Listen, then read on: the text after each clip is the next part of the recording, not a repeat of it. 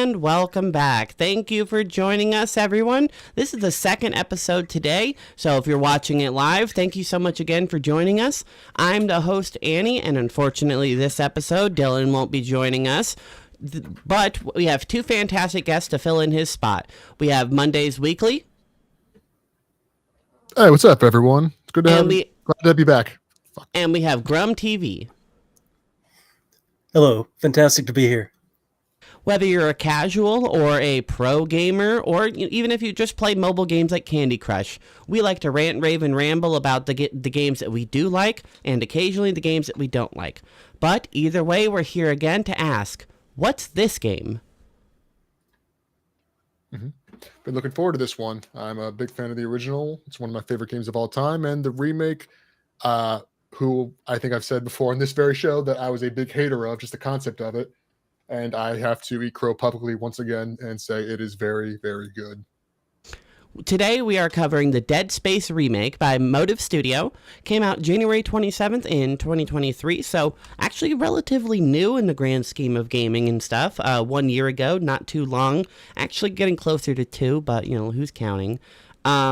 Anyway, the last year I had Mondays on the show to cover the 2008 version of the Dead Space, and it was a fantastic game then, and it's a fantastic game now. The new crew who remade it, not to be confused with the remaster. It is a remake with a very similar engine, very similar feel. They haven't changed very much in the things that they do. Feel very faithful to the show, or feel very faithful to the series, as well as to the fans. And it shows the fans that the people who changed it didn't just do it for a cash grab or, to make it more interesting. The biggest change is obviously that Isaac Clarke is now voiced in the remake, and there are areas where you can backtrack and you can cover basically the whole ship on foot, whereas in the first original Dead Space, we're just going to call it Dead Space 1, and this will be to the Dead Space remake. In Dead Space 1, you had to go from chapter to chapter by getting on the tram, and it was a sort of load screen where it would just go black, load the next zone, give you the chapter title, and then you get off the tram and you'd be in the next zone. Some transitions in this one, in the remake, are still on the tram, but for the most part, it's right before or after you would have to get on the tram before, and it feels like the scene or the chapter transitions are a lot more natural. So, before we get into it, what are your initial thoughts on this game, Grum? Well, initially, I played this game, last year, and I refunded it, and that was a mistake, because playing it again, I had a blast. I played the original years ago, and I loved that too, and this one improves in a lot of ways on the original formula, and I just think it's fantastic, honestly. You are just a little bit hot on the mic. Would you mind turning it down just a tad bit? And the same question to you, Mondays. How do you feel about this game? What are your initial thoughts of the Dead Space remake as opposed to the initial, or the Dead Space 1? Well, it's never going to replace the original in my heart and mind and soul. As we all know, I'm a very deep and philosophical person like that. But it is a very good game. It's I compare it very much like to the Resident Evil 4 remake, which is Resident Evil 4 is my favorite game. So I think when they remade this game, they realized we can't do better than the original. So what we're going to do is we're going to tweak it. We're going to do everything just a little bit differently, but as well as we're going to kind of modernize it to make it a different experience. So we're not going to make it so that we're not going to outdate the old one. We're not going to completely remove this one, but we're going to make it so that if you want to play a new game, this one's here for you. Although with Steam, you kind of need to play the new one because Steam's port of Dead Space 1 is not good. It's very glitchy. So again, it's a very good game, and I do have my personal issues with it because I do think there is some padding, like you mentioned, there's backtracking, which I don't mind too much because the tram system is very good and it does feel good that you can kind of control where you're going. But there are times where it's like we have missions where you have to go back to earlier areas. And I just roll my eyes. And it's like, come on, guys. This feels like padding. You're adding an extra 30 minutes to this game that it didn't really need. Sort of, I suppose. But if you remember the original game, you did kind of do a little bit of backtracking, but not as much. You go to medical twice, and there's a couple of other places that are very similar in nature because the Ishimura is visually very similar, and it makes sense that way.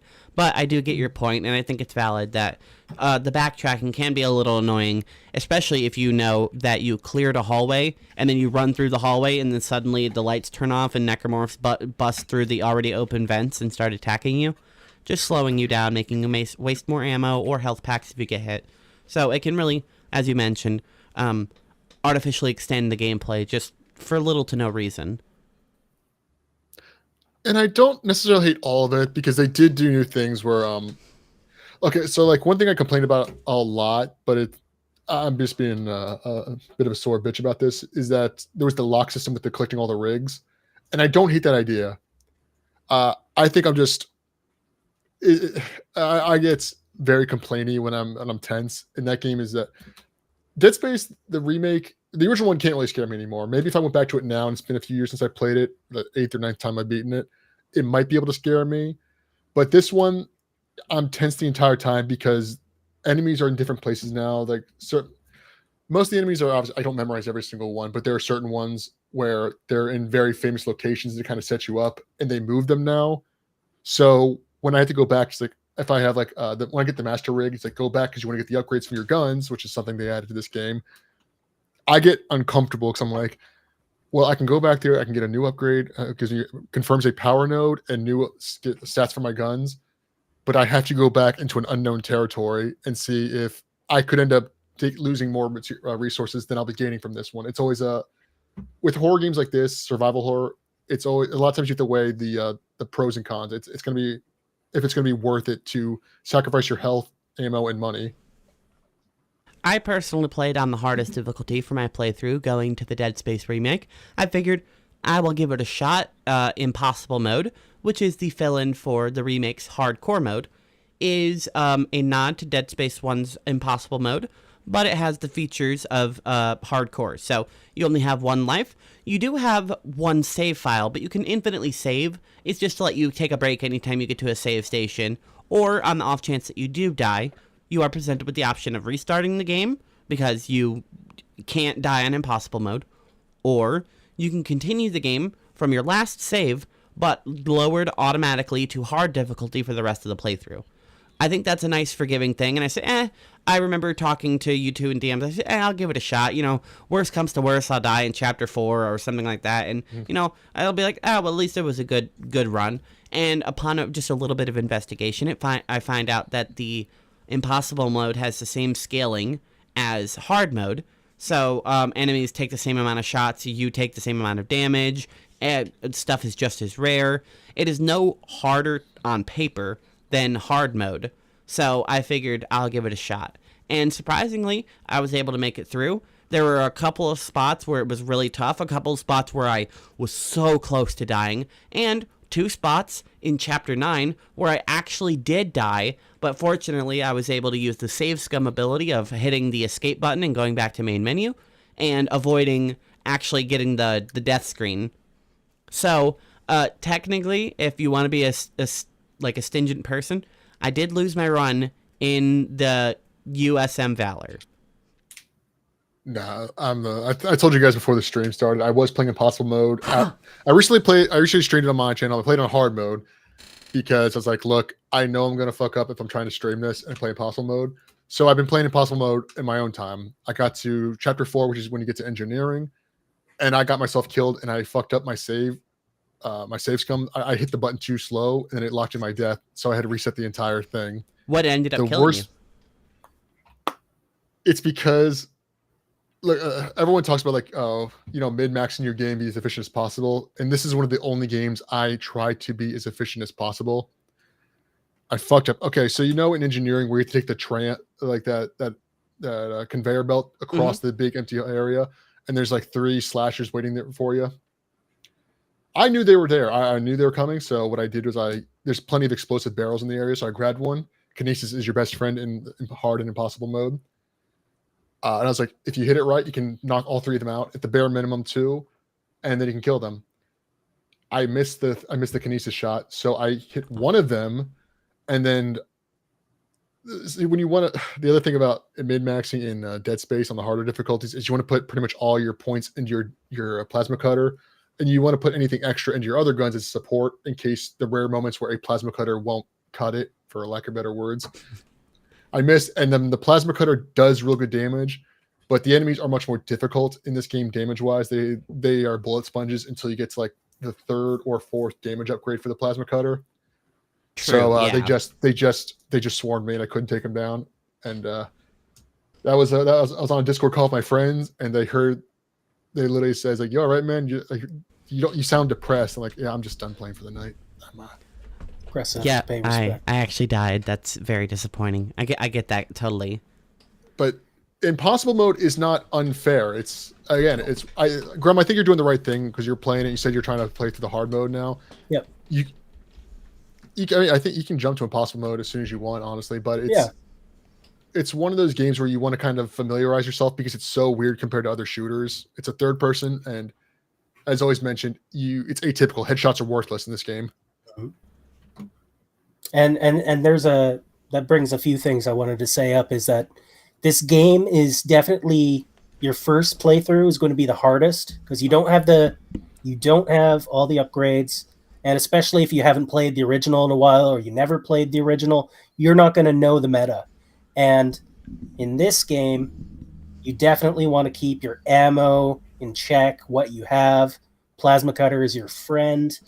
But the ammo is the most important thing because I had a very close call. I almost soft-locked myself. Annie saw it on my live stream. Right after you get to, what was that thing? The gravity well or something? Centrifuge. I can't remember. The centrifuge, yeah. Right after during the step where you're refueling the ship, you need to get the centrifuge going so you can stabilize the ship and make it equal with the payload that you're carrying underneath it. So all I had on me at that point, I believe, was a plasma cutter with no ammo, and what was it called? The buzzer, the Ripper, Buzz-X thing, the Ripper. Thank you. And I had no upgrades on the Ripper. This tentacle grabs Isaac. Getting flung around, and I must have died 11 or so times trying to take that thing out with the Ripper. I had to use the alt fire mode, which is terrible for the Ripper, and it's not good. It was painful. So I honestly have to say the hardest parts of this game are the moments like that where you're not on foot and you are the game is in control of you. A monster has you grappled. That's when it's the hardest. Yeah, it's the alt fire and the Ripper is kind of a worthless thing. The only two times you really want to use it is if you have a lot of Ripper ammo, which generally you do. It has a pretty long life per shot, and you're in a big group of enemies, so you have no problem just kind of firing randomly to kind of weed out some weaklings. Or when it's much higher damage, because until you have it, I think rank 3 upgrades. There's no point in using it when you have the kinesis and you can grab the fan blades, which are significantly stronger than the Ripper. That's another thing, kinesis. So I totally forgot about kinesis, and the first time I got to the Brute, I forgot kinesis was a thing, and again, I must have died about 10 times. I'm like, how am I supposed to take this guy out? I know I have to get behind him, but finally I found the kinesis. And I didn't use kinesis very much during my first playthrough, but watching Annie's live stream, she used it a ton, very well, I might add. Yeah, you need to in Impossible. You really, because you can't afford to waste any ammo. So plus, for go ahead. Okay. No, go ahead. During my second playthrough, which is on hard, I started using kinesis more, and I have not died at all so far.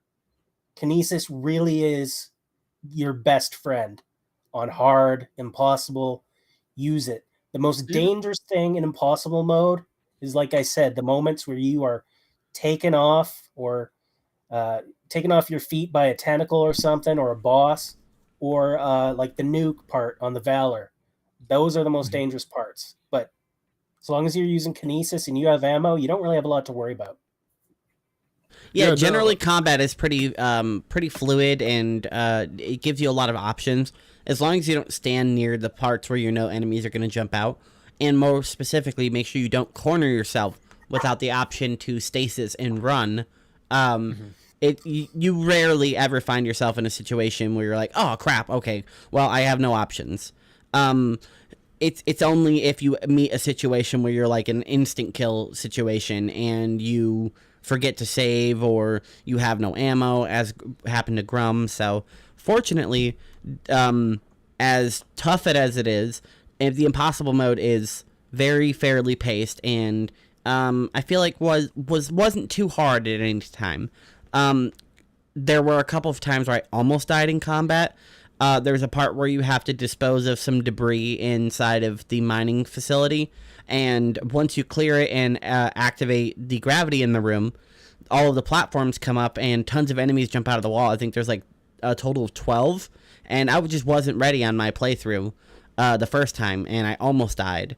And then fast forward later, there were a couple of spitter guys who just caught me, and it just rips right through your armor. So you really, really have to be prepared on impossible, because the only option you have is to just go back to main menu and go back to your last save. But if you're like me and you save constantly, then that doesn't help you. Yeah, mentioning the spitters is interesting because I'm pretty sure I'm correct, but feel free to correct me if I'm wrong. But the spitters were not in the original game. In the spitters were introduced in Dead Space 2, and they weren't slashers. They were just, like, these guys that were just melted from the inside out, and they would vomit and spit balls of acid at you. They added that post, and when they remade the game, because aside from the babies and the rare attack the brute has, there are no projectile necromorphs. And no, I don't necessarily mind it, but I will say it does a lot of damage. The acid shots. They're annoying. Yeah, but I'm not going to complain because they are very clearly choreographed, because this necromorph sits still for like almost 3 full seconds, and the slashers don't do that. They're constantly moving. Yeah, and as you were saying earlier, Grum, is like the kinesis and stasis are obviously the mechanics built in the game, but they're way more important than you think they are, especially on higher difficulties. Because if you can pick up any kind of pole with kinesis, that's depending on what kind of enemy you have and what kind of lance you're holding, that could be an insta kill. That can save you up to 3 shots of ammo. Yeah, the ones with the little like glowing white tips, the ones that look like javelins, occasionally tables are made out of them. Those ones are so effective, and they launch and carry enemies and pin them to walls. It's very satisfying, especially once you get the upgraded kinesis where you get like more force behind your throws. Yeah, they didn't have that in the original game. The kinesis upgrades will only increase your range, which it's not worth it at that point. It's like just, and this one's like increases your damage, increases your range, and I believe it increases just. No, I think it's stasis. They added a lot of upgrades to your stasis and kinesis, which are very, very valuable in this game, which is why it's more difficult than the original version. Interestingly enough, I think it's interesting that the stasis and the rig are officially one unit in this game. In Dead Space 1, 2, and 3, it is separated between your rig, which has your health points, sometimes your armor with your like tiered upgrades, and then your air gauge. And then your stasis module is separate, and then occasionally you can upgrade the kinesis through the rig as well. So it's just interesting to me that in the remake, it's all in one, and I like that because it feels more like you're upgrading your entire suit instead of just like piece by piece. Yeah, that's because in universe, kinesis and stasis are pretty standard equipment for engineers, which is what Isaac is. If you look at everyone else's rig, none of them have the stasis hookup to it. It's just his, because he has an engineering rig specifically. It's I ever since I was a kid, or I guess teenager, when I first played the games, I thought it was very fun that engineers just have abilities techniques to like use telekinesis and slow down time around them as standard equipment.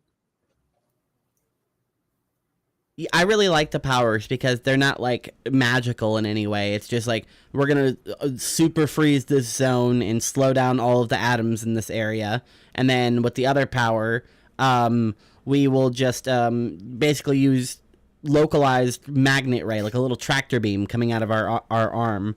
Not everything is grip certified, like bigger like set up for it. But typically anything small enough for you to hold with 2 hands can be gripped. Well, that's the best part about the future. If you find technology, slap it on your arm and it works. It's it's a joke from The Simpsons years ago, but it was an episode where they're in the future, and I always love this line where Marge goes, "Now that scientists have invented magic, we can do anything," and that's just how I kind of read Dead Space as. I gotta say, I'm very impressed at just how interactable the Ishimura and the Valor and all the areas you play are with the Kinesis. If you see an item, most likely you can pick it up and throw it. Be it I you're in a hospital area and there's like some glass jar with some bloody thing in it, you can hit it against the wall, it'll leave blood on the wall, or an exercise ball, you launch that, it'll bounce across the room. It's all very cool. It's very interactable, and it just shows how good the Frostbite engine is. I've always had this theory in my head that the interactable part is, it makes the game feel a bit more realistic, but I always thought it was a way to fuck with the player to make combat more difficult. Because when you stomp a necromorph, most of them, they'll leave some sort of claw or weapon you can use to throw. Obviously, a very good item. But there are times when I'm playing this game, I accidentally grab the body, like the torso or one of their legs, which are completely worthless as a weapon. Like if it's a larger piece, you can stun them for like a second to give yourself like a little bit of breathing room. But I'm convinced they did that to kind of make it so that the kinesis is not too overpowered. It also makes sense because while you're dealing with the necromorphs and you're using your kinesis, if you fuck up and you get the wrong thing in your arm, that's going to make you panic, and it adds to the horror experience, right? So it's a pretty cool gameplay loop they've made here. Yeah, that's happened to me a couple of times. You go to kinesis something and you miss it, and then you just have to like twitch and throw the item a couple of times to get it out of your way and grab the right thing. The game itself sets up a lot of the situations where the fear comes from the player making a silly decision or being underprepared for something, and even though they know it's coming, being pushed to their limit, which definitely happens on the harder difficulty. Well, that's the best part about survival horror games, because unless you're like the top 1% of players that load this game inside and out, and I don't even know, I'm not even at that level, I'm nowhere near that. You're never sure of what you're doing. I've broken it down to a science at this point, but I'm never 100% comfortable with what I'm doing, especially in this game. If I'm playing the original one, I'm feeling more comfortably because I know that game very well. This one, they made it specific for players like me because they know that I know everything. So they're like, okay, we're gonna leave everything alone for the most part. Everything's relatively the same. Enemies are still generally what is like the lurker and the ones that crawl around the floor. The first time you see one, it goes over your head and it doesn't interact with you, but it's to tell you, oh, there's an enemy here. There's a new enemy type. And then when you run down the hallway, this is right after you get stasis. You open that door up again, and in there's that big, like kind of like a little valley. It crawls under the ground and attacks you. But in this version, you don't get that. In the remake, you don't get the lurker. You get a slasher who's got the spitting ability, which is the first time you see it in the game. So the first, I remember this statistically. The first time I played the remake, I saw, oh, there's a slasher. Oh, this will be easy. And then it spit me from 15 feet away when I thought I was safe, and I took two ticks of damage, and it really upset me because I thought, well, first of all, I didn't expect that. I didn't think there'd be spitters in this game. I was like, God damn it. I got a little cocky, and I got this in this response. It was my own fault. I think that, as you mentioned, because they changed things, things are a little bit different than you expect, especially if you've played Dead Space 1 from 2008. Getting into the actual story in the game now, if you're unfamiliar with Dead Space as a series, well, obviously we're going to spoil everything, but we're not going to cover it beat for beat like we kind of now do on the show. We're not going to go through every story part of it because we've already done that for the 2008 version, and all three of us have streamed the game. So if you want more detailed gameplay in the story, go check out our personal channels, which we'll plug at the end of the episode, and check out our gameplay for it. And watch the original episode for Dead Space 1. I actually did that earlier today, a little bit narcissistic, but I checked it out and wanted to see what we talked about and see what points, so I could compare notes, and, it was just nice to hear the old intro and things. Yeah, I think it'd be interesting. The important thing here is that we're going to talk about the changes in the story, because there are several. Nothing to the point. I would say I was happy with the story. because they didn't change anything to the point where it made a difference to the plot. They just kind of retconned a few things to make it work better, or they also explain a few things and kind of. We'll talk about that at the very end. They had a twist that I was shocked by at the very end of the game. Me too, honestly. It was brilliant because it also explains things that didn't make sense in the original. I think I know what you're talking about. I think you do too, Grum. I will say you mentioned earlier, Annie, is that Isaac now talks in this game, which in the original game was not a problem. Dead Space 1 didn't talk, and there was plenty of popular silent protagonists.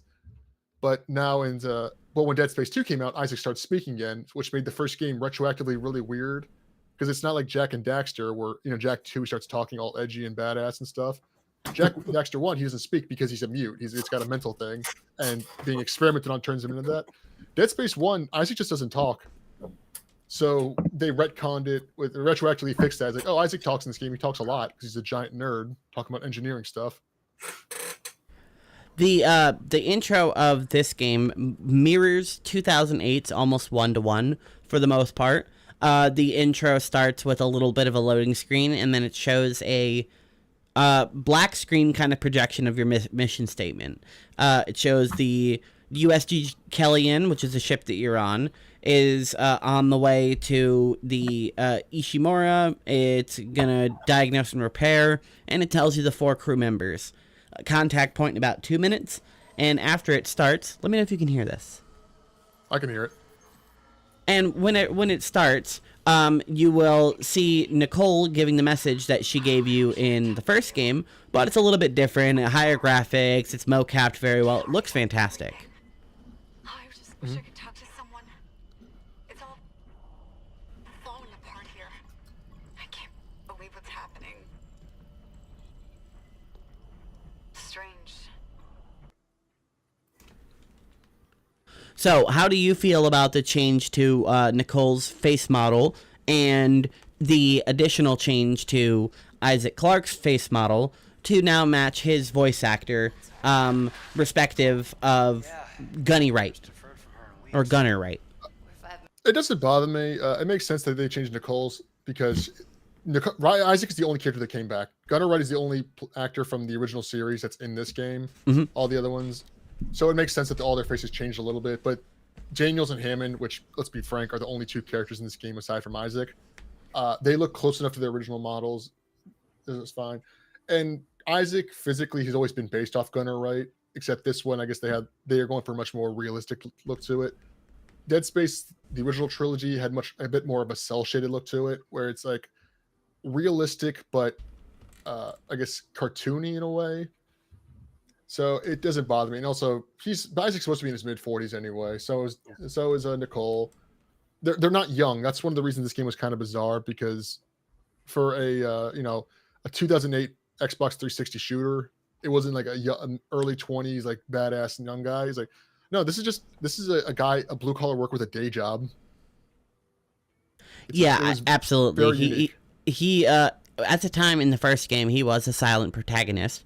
So to keep in tune with the second game and the third game, the remake remakes Isaac Clarke, and they give him a personality, flesh out his backstory a little bit more, and he is a lot more involved in what his crew is doing and the opinions and the actions of what his crew is doing, because he is the one actually repairing things and giving input on his opinion on what he thinks should and shouldn't be done.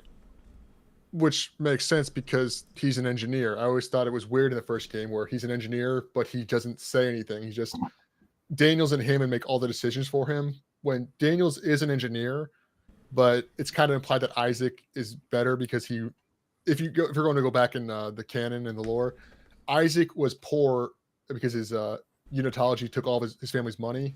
So he had to work his way through college doing odd jobs and such, and we're just studying, and became an engineer like through his own grit and teeth, which is also it's modified a little bit in this game where originally his dad died and his mom joined unitology and gave away all their money, and then Isaac kind of hates her for it. In this one, Nicole helps Isaac's mom get out of unitology, but after take all their money, and then they end up killing her anyway and taking her body. More specifically, it turns out that she killed her husband and gave the body to unitology, and then either she killed herself or they killed her as a thank you. We all take your body too because you donated us a body. Yeah, and it's supposed to. They've really leaned more into the unitology aspect in this game, implying there's like a bunch of cultists because it's not really in this in the original in Dead Space 1. It's more like no, everyone except for like I think maybe a dozen or so people in this ship are dead. In this one, it's like Heyman kind of implies like no, it seems like there's probably about a good 50 or so people left, but they all commit mass suicide off camera to save money on animating that and actors. So it's trying to lean into the fact that Isaac really hates unitology. He hates the unitologists. He hates the church. He hates everything it stands for because it ruined his family. Absolutely. And once he finds out that Nicole is involved in it, even though she wasn't like responsible for it, it's like you're the one that got her out of the church. He has a bit of a fight with her, and they kind of a sort of a falling out before the events of the game. So it really does a good job of expanding on the characters without overriding who they used to be or who they become by putting in like things that weren't necessarily in the game in the beginning. Like in Dead Space 1, her helping people leave the church and his mom killing his dad wasn't part of it, but that being expanded upon shows you the church's manipulation and their reach and how much it actually impacts Isaac and why in the second game he is so visceral against them. Yeah, I think the new writing and the plot, again, they don't change anything excessive. They kind of tweak everything. So I think they do a better job of making Nicole someone that you care about. Because in the original game, it's like you don't really care about Nicole. She's just more of the goal. It's like kind of like Legend of Zelda 1, where it's like you go save the princess, that's it. Because Nicole doesn't have much of a she doesn't really do anything aside from the fact that she's Isaac's girlfriend and he wants to save her. It's not bad a motivation, but there's not much to it. And if you want deeper writing, you need to give the player a reason to do it. And one of the subquests they add to the game is where you're tracking Nicole's story the last couple of days before you guys got to the Ishimura, where she was studying the virus, which they thought was just a virus going around killing people, and as well as her trying to help people get out of unitology, escape it, because it's definitely not Scientology and it's really difficult to leave. Yeah, absolutely. It is very similar to Scientology. The xenomorphs. I'll hate Xenu. He's my hero. Right. I got too much. People already hate me as enough as it is. I don't need fucking Xenu on my bad side. Okay. So, how, Grum, did you experience the 2008 version, right? Yes. So how would you compare the beginning, the intro, where you land on the ship, you get introduced to the USG Ishimura, you get familiar with your crew, and then once you diagnose the damage to the crew and the necromorphs start attacking, how would you compare the changes between the two editions? Well, from what I remember, I think I enjoyed the voice work of the original for the opening better, but I definitely prefer the new one overall. I remember making a joke about how Nicole's like his mom wife now because she's older.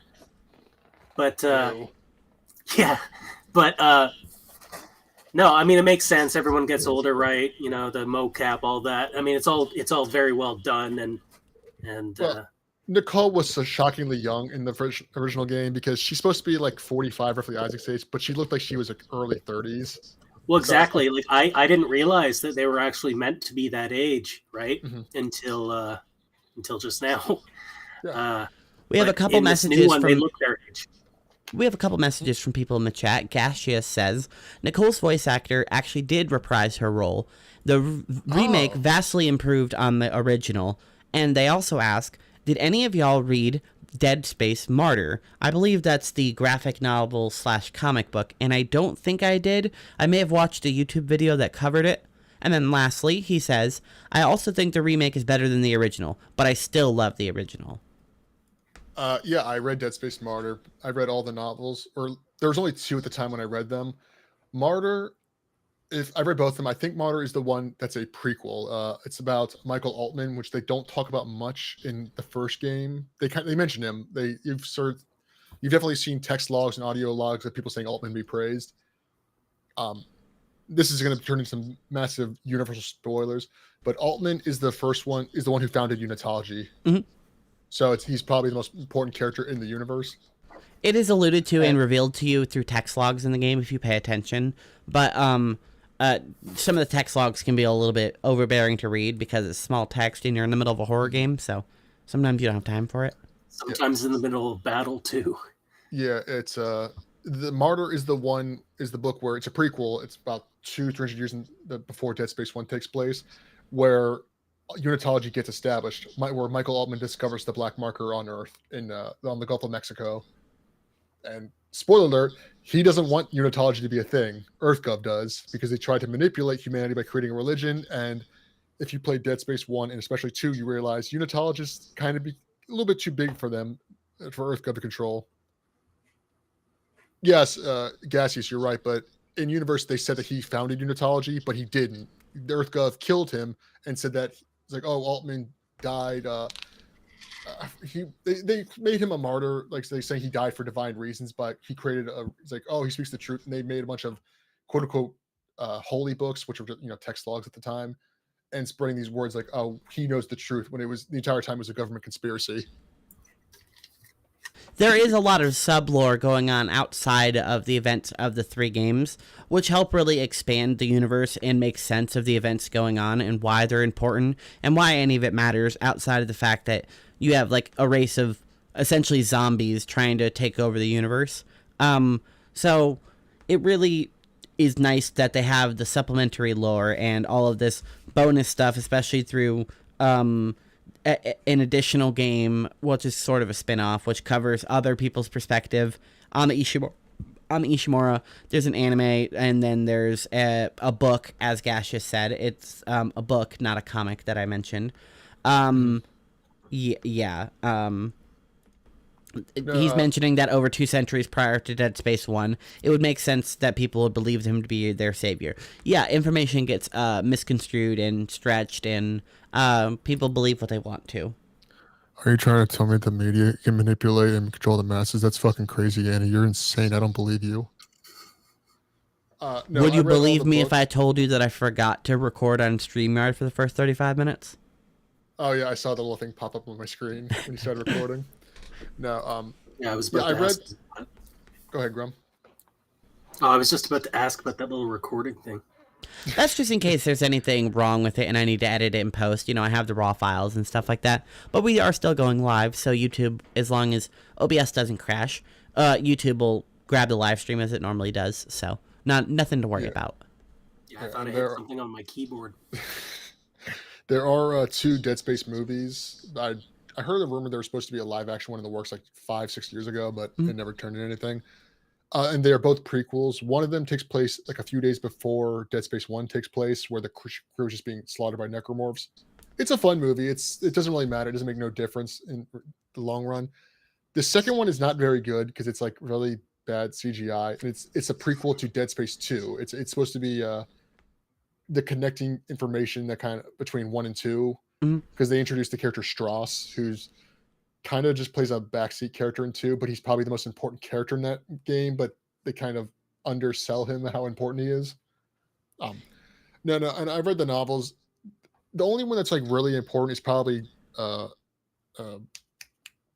fucking, I can't think of, God damn, I'm so bad. It's not Downfall, the prequel about Michael Altman. Martyr, God damn it, thank you.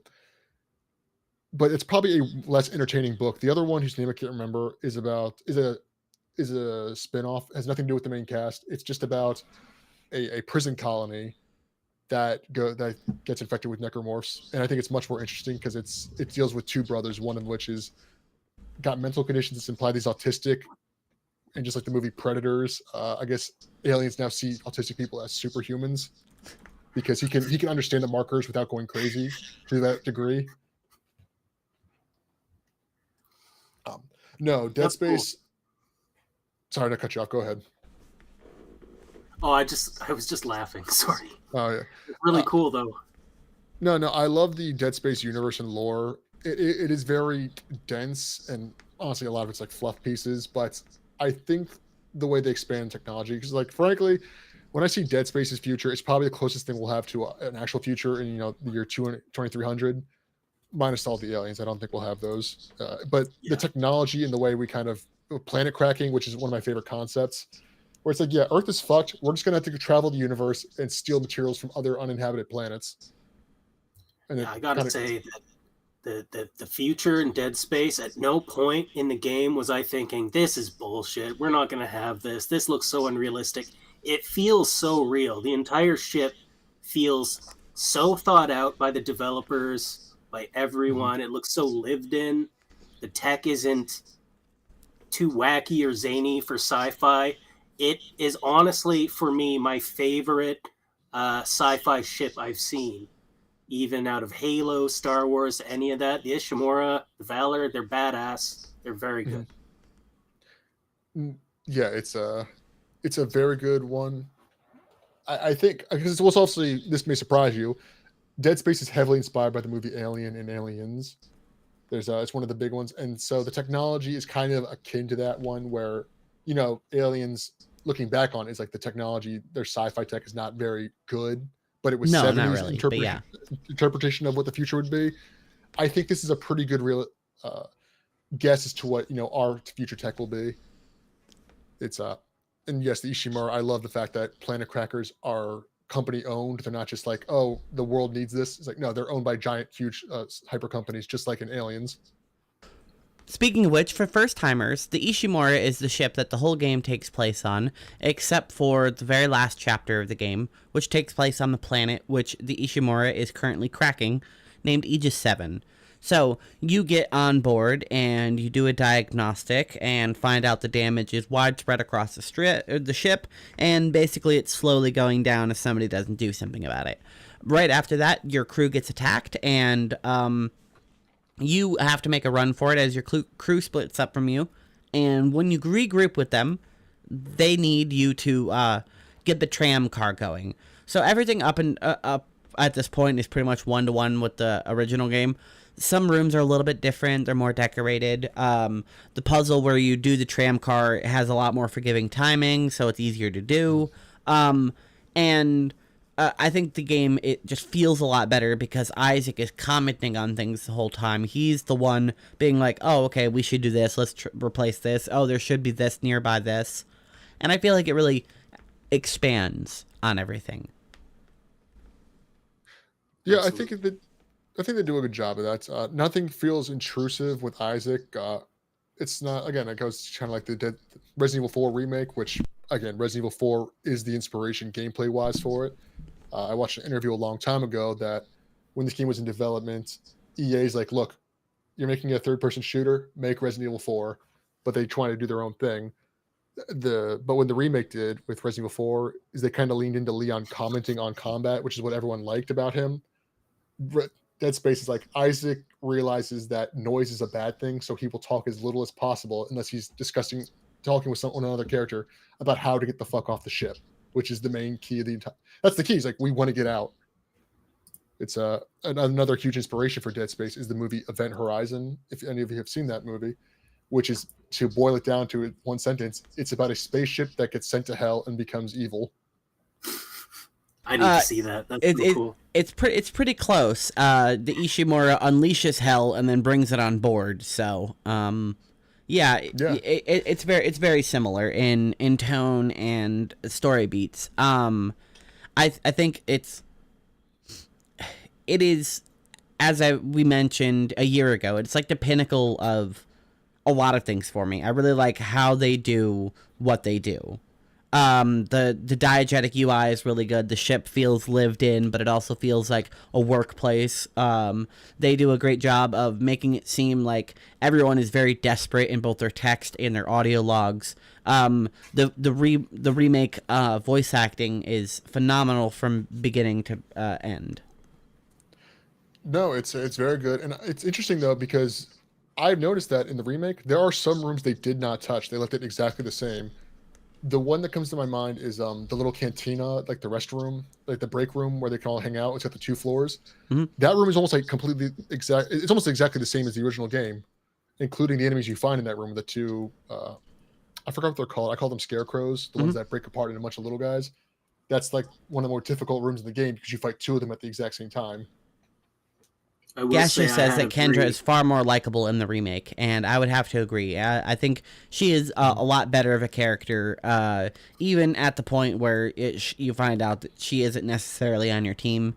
So I think they do a really good job with Kendra in the remake. Having not played Dead Space, the original, in about 8 years or so, I definitely had a huge sense of deja vu going through that cantina. Like, I didn't realize it was basically the same. That's really cool.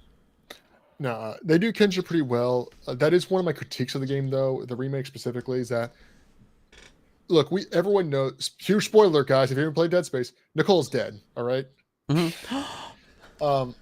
So we all know that. Everyone, pretty much anyone that even knows Dead Space tangentially knows the famous rule about the game. Is like if you take the first letter from every chapter, it spells Nicole is dead, Yep. which is one of my favorite like I didn't fourth know wall that. breaking meta. Oh, you didn't know that? That's awesome. Yeah, no, it tells you the game, but it's so obscure you never find it out. But we all know that. My issue is that with Kendra, they ham her up a little bit too much when Isaac talks about Nicole. He's like, "Oh, I talked to Nicole, or I got to find Nicole," and she goes, "Yeah, you got to find Nicole." It's like because it becomes too clear. In the original game, it is a shock when you find out Nicole is dead, because even Kendra's like, in the initial cutscene where you're watching the video she sent to Isaac. Here's no spoilers. Like, it's not the whole thing, but you the player don't know that, and Isaac might be aware of that, but he loses somewhere down the line. He loses track of that. Just represses it, yeah, forgets it, whatever, yeah. In Dead Space 1, he could have repressed it. In the remake, he doesn't. I don't, or maybe he represses it too hard because he kind of acts like he's ready to see her before the marker starts affecting him. Mm-hmm. But Kendra's like, "Oh, don't worry, Isaac will see her soon enough." It's like, which is kind of vague. It's like, it could be either way, because like, okay, you'll see her soon enough. We'll find out what happened. But in the remake, she very quickly starts playing it up. It's like, oh, she knows she's dead. But it's like that kind of ruins some of that for me. And again, I know it. You guys knew it. But for a new player, that's such a great moment where you're like, oh, Isaac has been an unreliable narrator this entire game. You cannot trust anything he said. But it's not because he's lying. It's because he's gone crazy long before the market became a thing. And he's going very slowly crazy too. It's creeping in. Like at the very beginning, like the very beginning signs of it aren't even anything noticeable. Just screens that are normally throughout the ship, just normal, slowly start glitching, and you'll occasionally see little marker symbols on them. Whispers will start to become more intense, and you'll just start to hear things. Isaac never really loses the point where he is like, I'm gonna do something insane, because he is so mission oriented that the way the marker is corrupting him, it isn't really affecting his ability to do his job. It's just making him more and more convinced that he's doing a good job at it. Yeah, in canon, if you have a very focused goal, the marker has less trouble controlling you. It can manipulate you and make you see things that aren't there. But the point is that if you have a very distinct thing to do, like what Isaac was, get off the ship, and it was piece by piece, fix this part, collect these, do this, or like eventually he's like, get the escape shuttles.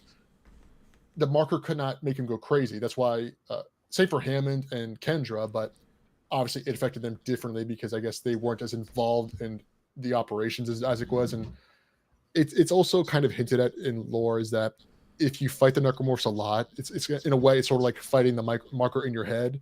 So it kind of gives you a bit more resistance, like psychologically, but that's more of a fan theory than anything. But it would explain why Kendra, and that's why what happens to him in the remake.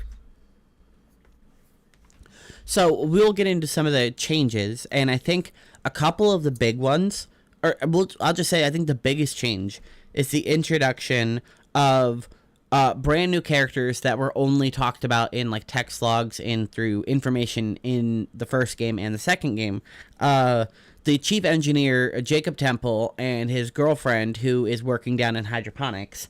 Diana Cross.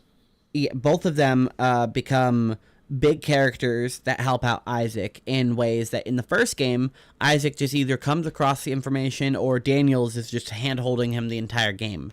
So there are points where you learn things in different ways that I was like, oh, okay, oh, all right, sweet. There's more people that are still fighting, and there's more stories to be told on the Ishimura.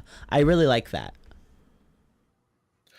No, it does do a good job of feeling lived in, but I'm glad they kept the number very low because realistically, looking at the ship, two people that have not gone crazy yet is kind of pushing it. But like I'd say that's like the limit. Maybe a third person, because every other character that's still alive on that ship is insane. Like the famous scene where like you just walk you're in the medical lab, you just walk in, and that girl's just like cutting a guy open with a knife and then kills herself, and that's the entire scene because she's so far gone.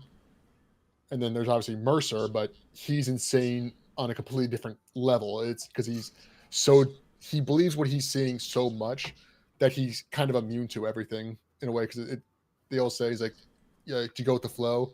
The motherfucker is in a rowboat. He's not swimming. Gaseous says Johnston getting changed from a man to a woman also changes nothing. The original Johnson added nothing, and so didn't say this part, but also so does, or neither does the remake one. Johnston stays on the ship to try to do a diagnostic, and then the second you meet up with them again, they die, they explode. So it's not that big of a deal. They were a nice addition. It's not just like a nameless nobody pilot, but they don't do anything. And the change to Johnson was the girl that died on the ship, the pilot. Whenever you go back to checking Singularity Core, and you walk in there, and she's like, "Oh, hey, you know, yeah." Oh, okay, yeah. The only difference is this: it's not even the fact they changed her into a girl. It's that the only difference is that Chen and Johnson die in that initial cutscene when the initial necromorphs pop up. In this version, it's just Chen dies, and then I guess they left her on the ship. Which when I replayed the remake, it's like, no, she should be dead. Like, I know she's not making much noise, but the fact that she's just sitting here on this ship full of necromorphs and she hasn't seen a necromorph, I don't believe that. I think that's the biggest like plot hole in my opinion. Yeah, right. Like, even if you're really quick and do like everything in less than 30 minutes, 30 minutes is a long time to be alone and not notice what's going on. And she's also got the door wide open. It's like, really? Not even a slasher's kind of wandered in. It's like, I had trouble believing that.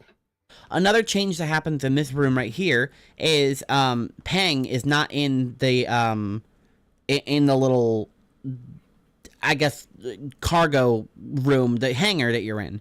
Peng was taken by somebody, left a note there where it is in the original game, and then tells you that they moved it down into cargo and you'll have to find it later on.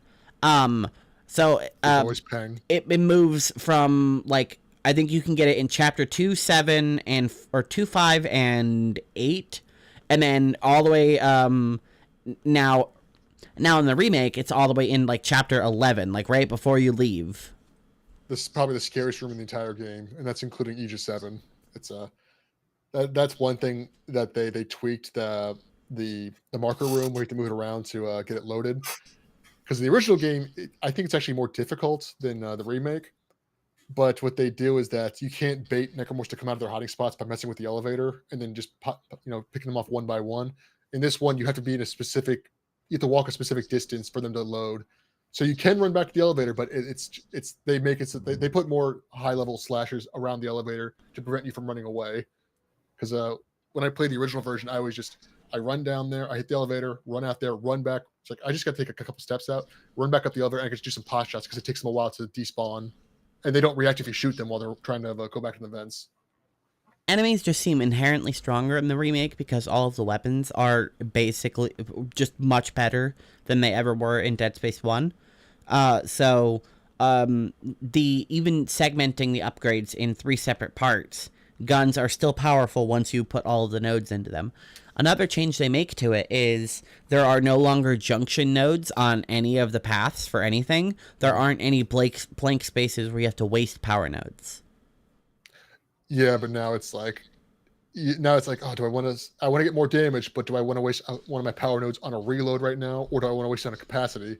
Which capacity is not a bad thing, but because if you have an empty clip, if you put 1 node of capacity, you get a full free clip, which is very valuable. So now, maybe it's because I'm a giant like nerd with this, but now I'm like, well, I just reloaded my gun 2 shots ago.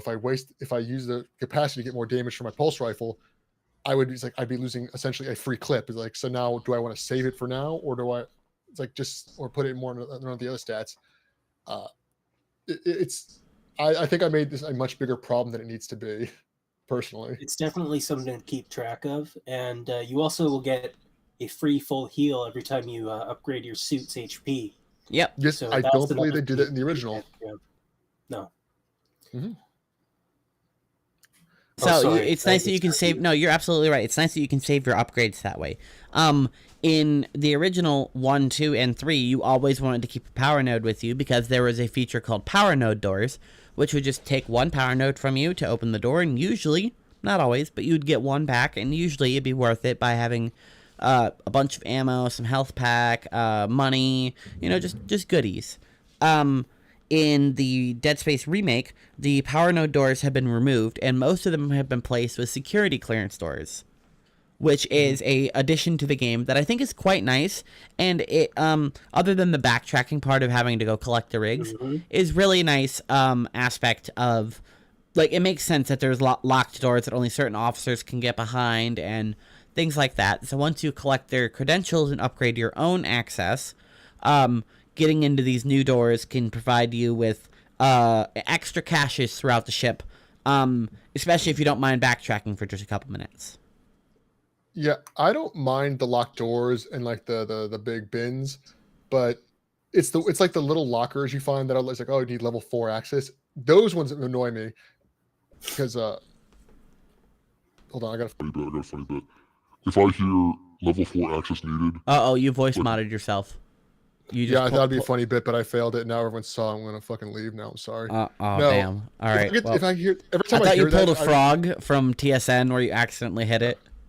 No, but it's just that moment where, like, because when you see a bunch of lockers, you see 3 or 4, you just button mash, open them all up, and then you get the level 3 clearance needed. It just grates my nerves because it's like, yes, I know I can't get it because it just reminds me that I can't get everything, and there could be 100 credits in there, or there could be like a clip of 6 ammo. It's like, which I really need, or occasionally you get the very rare drop of like the double health pack, which is like worth its weight in gold.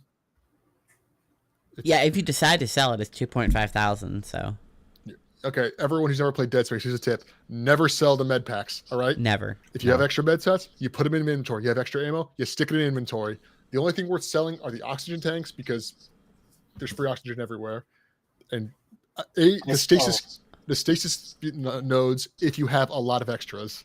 I would recommend in the remake because of how expensive it is. Initially, I was going in and carrying the contact beam around because 5 contact beam costs 1,000, and the stack of it's like a nice little chunk of money. However, if you just carry around the force gun and only the force gun and the plasma gun, not only do you have a really good, useful gun to keep people away from you and give yourself a second to think, the force gun, a stack of 15, sells for 3,600. And you can just get so much money by carrying around the force gun.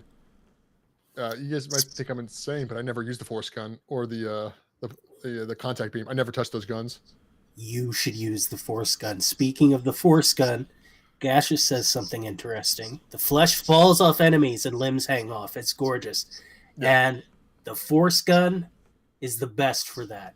You hit any enemy in this game, their entire character model changes. From one shot from the force gun, their skin is ripped off. You do it again, their muscles are ripped off. They become almost completely skeletal. It's the coolest gore system I've seen in any video game, by far. The force gun is the so remake. Cool. Yeah, the remake. It's so brutal. Like, whenever you get a chance, Mondays, absolutely pick up the force gun, throw some upgrades into it, and it doesn't like one shot unless you're on easy. But it'll always knock the enemy back, and the stripping of all the flesh and muscle and leaving them down to just like animated bone is really cool. It's very good for slowing enemies down. It's designed for crowd control and to disarming enemies, because in this game the necromorphs are much tougher. Because this is gonna be a little bit a short tangent. I'll keep it very short. The guns in this game are underpowered in the beginning. They are significantly weaker than they are in the original game. The plasma cutter is pretty solid when you first get it. This game, when you first get it, it takes 3 or 4 shots. And the first enemy in Dead Space 1, you could probably kill it in 2 shots, or 2 shots per limb if you know what you're doing. And they do that because it's to encourage you to get the master, all the rigs, so you can get the master upgrades. And the upgrades in this game are very different because you get more power nodes and there's no more wasted nodes in this game. So you always get an upgrade. So in the long term, they'll be as good or possibly better than the original game. But in the beginning, they are. Let's be honest. That pulse rifle is basically worthless in the beginning. The pulse rifle is always worthless. Let's be honest. No. The pulse rifle is good. Is better in this game than the original one because it's pretty much just for the grenade launcher. Yeah, in the original, you didn't have the grenade launcher. In the original, you would shoot like a little mine that would dump the rest of your magazine in like a spiral pattern, sort of like a Borderlands, like a TDR gun or something. Kind of dumb, honestly. More often than not, I ended up killing myself with that thing. It does no damage. It's bad gun. And like I was saying, it's like, so enemies are tougher in this game. And my go-to when I fight a necromorph is that I usually shoot at their legs first because then they're much slower and it's easy to take them out. You can also stasis them and just stomp them to death, save a lot of ammo. But now a lot of necromorphs have padded armor on their legs, which adds like extra 2-3 shots per kill. Which is why the force gun is so much better in this game because you can blow off that armor and all the extra skin, and then it's just exposed bone, which you can blow off much more easily with a random weapon. Some of the enemies appear to have immortal legs that can't be killed. I was using the hand cannon, which blows off limbs in one hit, and I was unable to deleg people with the certain armor on their legs. They are very difficult. I tested that where I stasis them with the non-damage stasis, and I would just take the Ripper to their legs. Sometimes for like one leg, it would take sometimes to take 2 blades at like moderately upgraded strength. It's like they're designed to. There's some enemies like, no, you're not knocking them over. You have to go for the claws, which are much harder to hit, and they don't. There's no bonus of slowing them down. So let me ask, what's everyone's preferred loadouts for this game? What are your 4 main guns? If I'm carrying 4, I rarely ever do. I always carry the plasma cutter because it's just a go-to pistol. It's got high ammo efficiency. It's cheap to feed. It's a great gun all around. It's accurate too. Then most of the time I try to carry the contact beam because high enemies that I don't want to deal with, it usually deals with in one blast if you use the alternate fire. Which is just it's just essentially a Spartan laser. I like that. I almost always carry the force gun because it's my favorite gun in all the Dead Spaces. I love the force gun.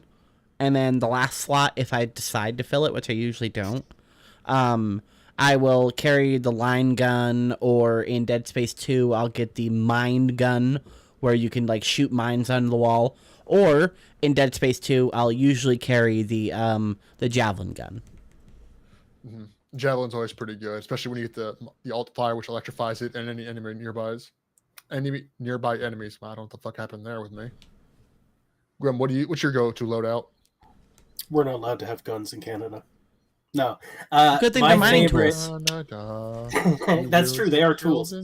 Space. So my first playthrough, obviously, you start with the plasma cutter. You get the Ripper. I actually missed the line gun and the contact beam my first playthrough. I know, total noob, right? But I ended up going with plasma cutter, Ripper, and what were the other ones? Force gun, and I'm forgetting one. There's one I'm forgetting. What are the other weapons? I know there's the rifle. I stopped using that. Flamethrower I barely used. Scope rifle, flamethrower, which flamethrower is really good. It's actually got like highest damage, one of the highest damages in the game. It's just the problem is it has no stopping power. It doesn't slow enemies down at all. I don't have the rifle, whatever you're talking about. You think of the scope rifle from 2, the one that it's a sniper rifle, which is the worst gun in the game. Oh, the whatever the marksman rifle is, yeah. I think in my first playthrough, I ended up just going with 3 weapons just to min-max the ammo. Mm-hmm. But right now, in my hard playthrough, my second playthrough, I'm going with plasma cutter, Ripper, contact beam, and line gun. And I'm having a really good time kind of switching between all of those. I would say definitely the biggest issue I have is I think the plasma cutter becomes a bit of a crutch because I'm always running out of ammo for that thing. I mean, I could see that as a problem, but it's like the plasma cutter's so good, man. Why would you make fun of So the good. plasma cutter? It's a beautiful child that's done nothing wrong. You, Doing the one gun achievement is so fun, especially in this. it is shockingly easy. When I played Dead Space Yeah. 1, I beat hardcore mode and one gun in the same one. There's only one part in that Nice. entire game I have trouble with, which is different in this one, was when you fight the hive mind at the very end, and it Mhm. holds you upside down and you get inverted shots. That's the Yeah. one time in the game where the pulse rifle is the best weapon, because it's like you don't need high damage, just spray and pray. Eventually you're gonna hit something. I did that with Force Gun. It was so close. Yeah. So close to failing. But my loadout is the same as Gassie's in the chat: plasma cutter, pulse rifle, line gun, and ripper. And I will defend the pulse rifle. All right, even in this version, the grenade launcher is good. Yes. It's damage wise, it's kind of it's worthless, but you always have a shots with it, and if you're moderately accurate, it's good. It's got good slowing power, even if you do body shots. And you always need a weapon that can do that can kill lots of like small enemies with one shot. Like when you get like the little goopy guys or the scarecrows when they fall apart into pieces. It's so good for that. The grenade launcher is good for that. that. You either want the grenade launcher from the pulse rifle or the flamethrower. And I like the flamethrower, but I don't like using it. Line gun is just good overall for most, especially the babies, because I hate fighting them. Just if you get a moderately powered up one, you can slice them all off and kill them instantly. And then the ripper is just mostly for the brutes, from the brutes and the hunter, because you just hit them with stasis and you just keep ripping them until their legs are cut off, and then you run. I like using the Ripper on the babies, cutting their little tentacles. Those off. are good too. I always use the plasma cutter for the brutes because if you stasis and then run in and shoot them in their shoulder and then their leg joint, you can kill them in usually 1 or 2 clips, which you can do in the whole stasis duration. So as long as you're quick and don't let other enemies hit you, you can typically deal with a brute in a matter of seconds. No, you're 100% right, but this is where I'm gonna be a salty little sore loser. I don't like the brutes as much in the remake because it's really, really hard to get them to do their projectile attack. Mm-hmm. Because in the original game, all you need to do is get about 15, 20 feet away, and then it'll stop moving and try to shoot you with it. And it's super easy to catch it. And then if you use your kinesis, it's like an insta kill for them. Because they do, it's so easy to get them to bait that. In the remake, it's like I think I saw it twice in my most recent run, and it doesn't let me min-max if they do that. Yeah, I didn't even know it had a projectile attack. I don't think I ever encountered it in both my playthroughs so far. It's easier to bait it when you cut off one of their legs so they can't run as fast anymore.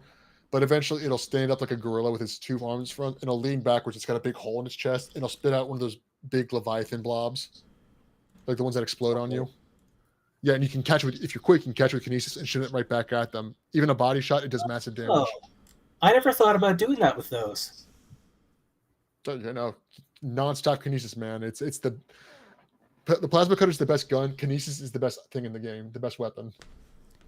Yeah, kinesis. As long as you know what objects do kind of what, especially in the remake, they made most vents kind of their own weapon. You can just manually go up to them and punch it, and then take the fan blade and shoot it at enemies' legs, getting a usually free double leg decapitation. Yeah, and that's another thing you pointed out, talking about the blades. I just remember this.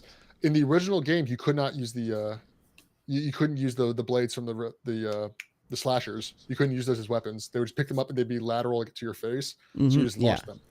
But Dead Space 2, there's a little cutscene that they even carried over to Dead Space 3, where the guy's like, you can take their claws and throw them right back at them. And I guess the developers are like, yeah, no, that makes no sense why he wouldn't do that. That's basic logic. You have a big spear and you're throwing anything shaped like a lance at enemies. Yeah, it's nice that they softly ported over Dead Space 2 and 3 mechanics, just like being able to delimb an enemy in the middle of a fight and shoot it with its own limb. If you're perfectly accurate, you can shoot off their right arm or left arm, vice versa. Shoot off their right arm, grab it with kinesis, and then shoot off their left arm.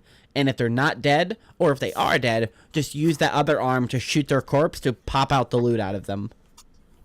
Yeah, and Gassies points out a good one with the exploders. I always call them boomers. The necromorphs that are very scrawny, but they have massively infected arms. So if you get close to them, they'll pop and they kill everything around them. But one of my favorite things is to do is if you got a good aim, especially with the plasma cutter, you could chop off their arms, and then you have a giant bomb that's a bigger bomb than the red barrels. It's basically an insta kill for anything that's not a boss. Yeah, it has like weird like damage properties. It doesn't do damage in an instant. It literally does damage in one single tick. So even if you instant kill like 8 guys at once, none of them will drop loot because none of them have been damaged a second time to damage the corpse. It's just an interesting note with those bombs. They will one-shot enemies, but they won't make them drop loot unless you hit them again. So that's how that works. Interesting. In Dead Space 1, enemies would drop loot whenever you killed them. In Dead Space 2 and 3, you would have to stomp, damage, shoot the corpse, or hit them with something to make loot generate out of them, which they teach you softly in the tutorial of Dead Space 2, and they carried it over for the remake. Well, yeah, that's the thing. In Dead Space 1, not every enemy dropped loot. In Dead Space 2 and onwards, every enemy drops some kind of item, even if it's garbage like 100 credit nodes. But in 1, it's like even if you stomped them, it's roughly like a 75% chance of a drop, but it still wasn't confirmed. And it's the worst feeling in the world. Graham, I think you can attest to this. When in Dead Space 1, when you finish off the wave of enemies and you start stomping corpses to scavenge, and you get to the ones that don't give you anything, and then you feel like you've been cheated. It's like, it's not fair. I worked for this. You didn't give me my reward. That's right. I think the biggest times I feel cheated is, like we were talking about earlier, is opening a locker and getting 100 credits for Security 3. That's the worst feeling for me. But right, I came all the way back here just to open that fucking locker for nothing. Yeah. Oh, those are the worst when you go back for an old locker. It's just like, okay, I have access to this one now. I can get it. I can get whatever loot's in there. And you always delude yourself into thinking, okay, it's going to be at least decent loot. So, you run back, you have to fight new enemies, occasionally use health or your stasis. Let's say you use like 6 shots from your plasma cutter and like 2 ripper shots, and then use like a small heal. You get there and all you get is like a 6 plasma cutter ammo. And you just realized it would have been better if I never came back here. I would have been better off if I skipped it. It's based on RNG, right? Yeah, no. Like I said, I played impossible mode. I got killed, and then I tried playing it again. My RNG is much better on my second run because by the time I was done the first level, and I did play it a little bit smarter. I conserved a few more shots.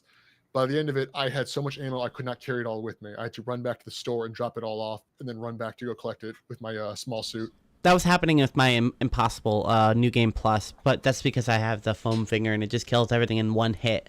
I have to quickly run to the restroom. So, on the topic of other things that have changed is, this scene in Medical, which is one of the early chapters. You have to go there to get some details. In the original Dead Space, you are tasked with getting a explosive canister and then something to detonate it. Once you combine those 2 items, you put it on this blockade that was set up in Medical and you blow it up, which happens in the most, like, 2008, like, we didn't feel like paying for a cutscene or effects.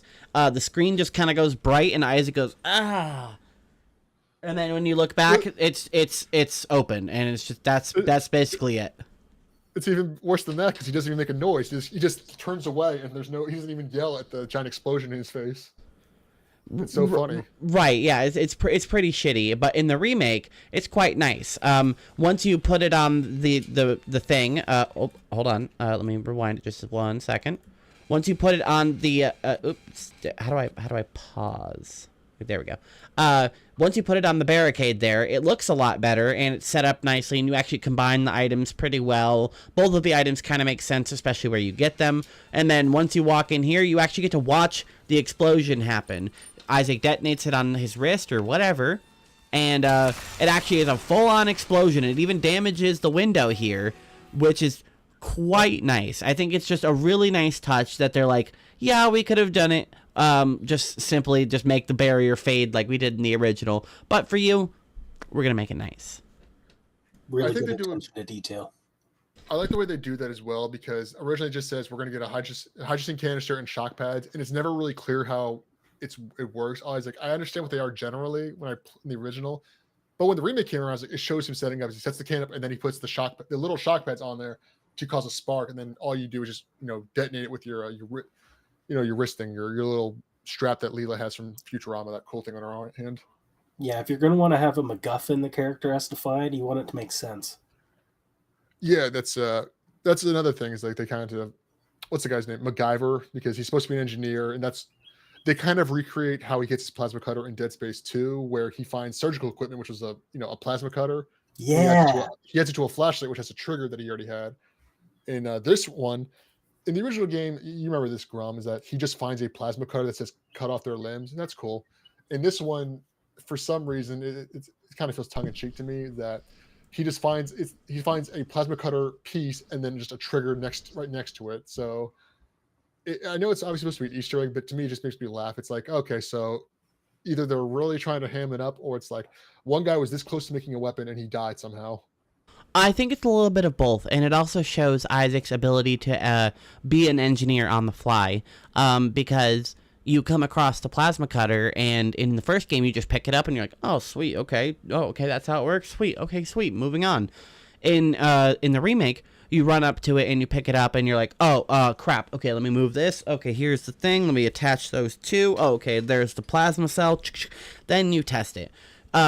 It's Isaac literally rebuilding or building it for the first time, a plasma cutter, and then as long as if you're doing the one gun or you don't sell it, it becomes Isaac's most valuable resource on the Ishimura. Later on, Nicole even comments, "It's an honor to see you work. You're a surgeon with that thing." It's like, oh well, yeah. At this point, yeah, I've cut 1 million people in half, so I better be.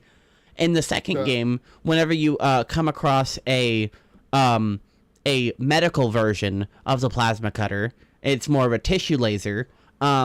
The Isaac Clarke is like, is that a CEC plasma cutter? And then he's like, come here. And instead of being able to save the guy because he needs the plasma cutter, he risks it all to get the plasma cutter. So he can be like, okay, gotta save myself first. I trust the plasma cutter more than anything else around me. Mm-hmm.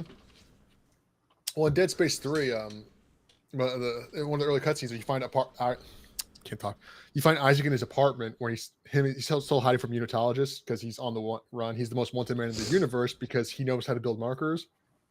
And he hears someone coming around. He's like, so he thinks someone's there. And he doesn't go for a handgun or like a machine gun or some kind of gun that you think he's against a human. He goes for a plasma cutter. A plasma cutter, which obviously is going to hurt someone, but it's not the gun you think you'd go for. It's kind of over the top for a human. But then you fight a bunch of humans, and let's be honest, those are probably the worst fights in the game. Whatever you say, I love the human fights. The only human fights I liked were the ones that involved necromorphs. So they would attack you, but they'd have to fight off the necromorphs. Like, okay, that's a cool blend of the styles, but I don't want to fight dubbed humans. I can do that with any game. I want to shoot monsters that want to stab me in the face and turn me into one of their undead, parasite monsters.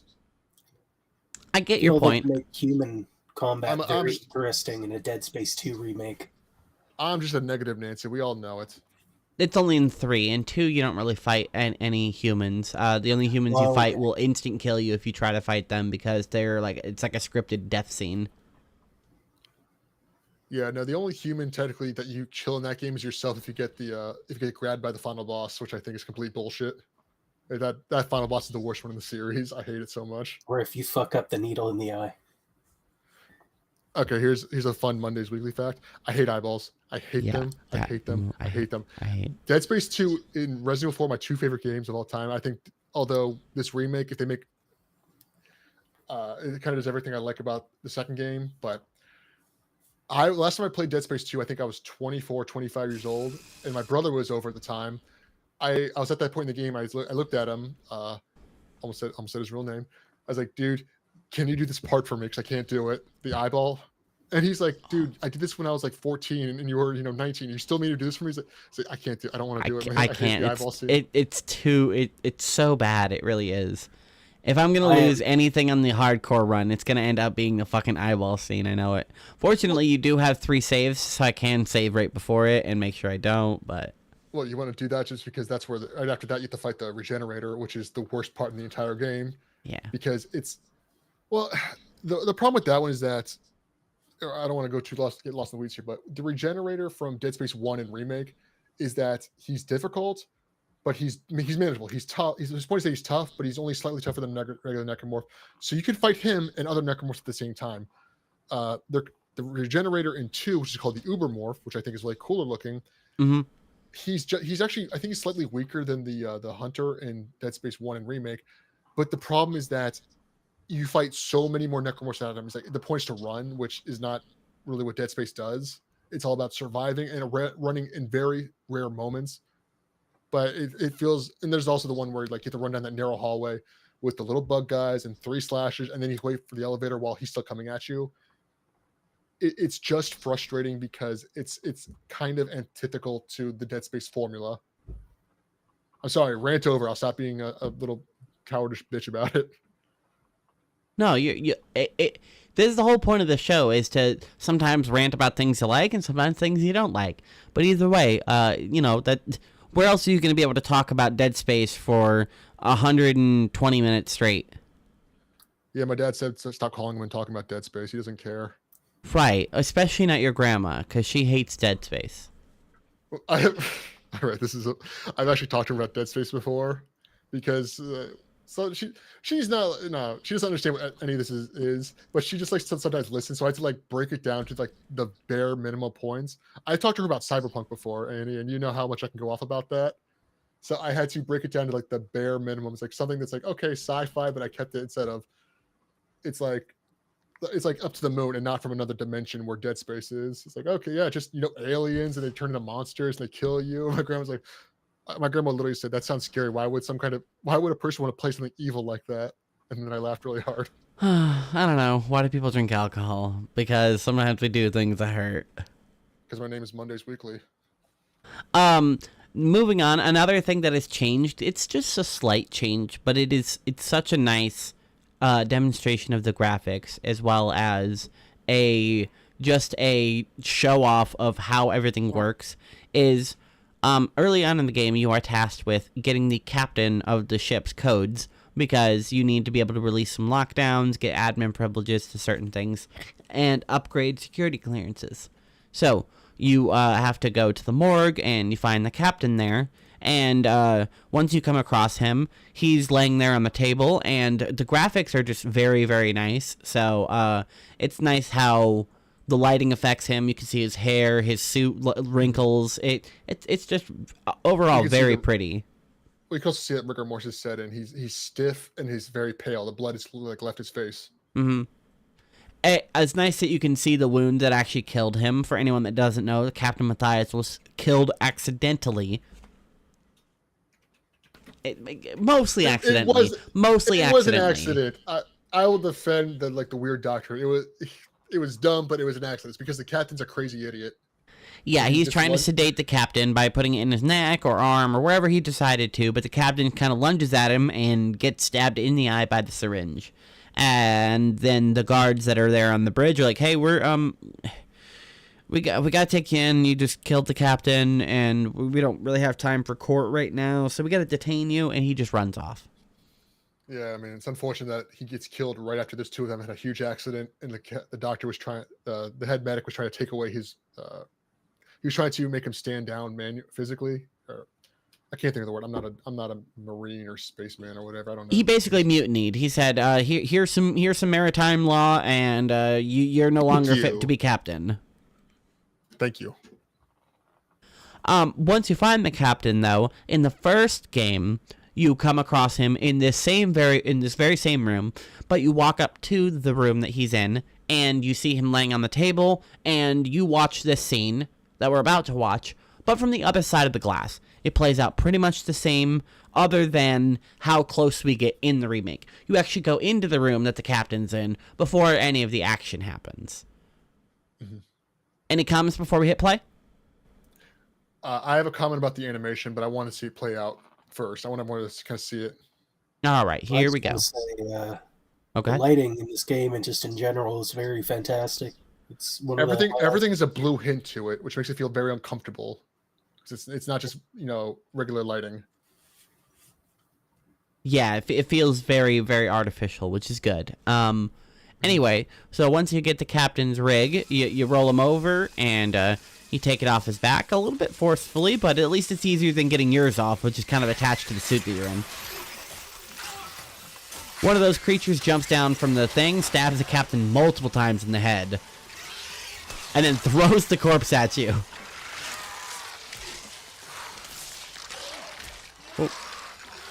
It gets right in your face. It's awesome.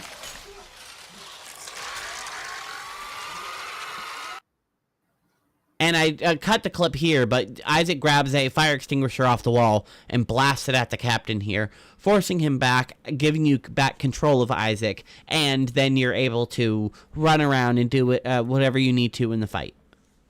That cutscene is also interesting because up until that point, I never thought about using fire extinguishers as weapons. And looking into it, they do pretty solid damage. They're not like a spear or they can't chop limbs off, but if you use it against a weaker enemy, you can usually one-shot them. Yeah, it does decent flat damage. It does like concussive damage too, so it's decent. And it's also at the very minimum, if you fight a tougher enemy, it'll stun them.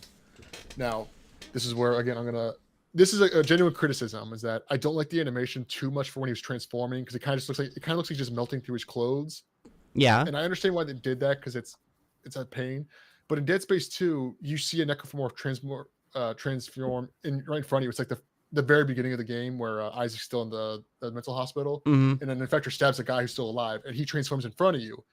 I think that one looked better because it was more visceral, and it's supposed to be body horror because you saw his bones jutting out, his neck snaps, and like the claws jump out from his back. And this one, it just kind of looks like he melts, which isn't necessarily a bad thing. But well, they sort of changed how the transformations work with these guys now. Their second set of arms comes from their tummy. Their main claw arms are actually their big main arm.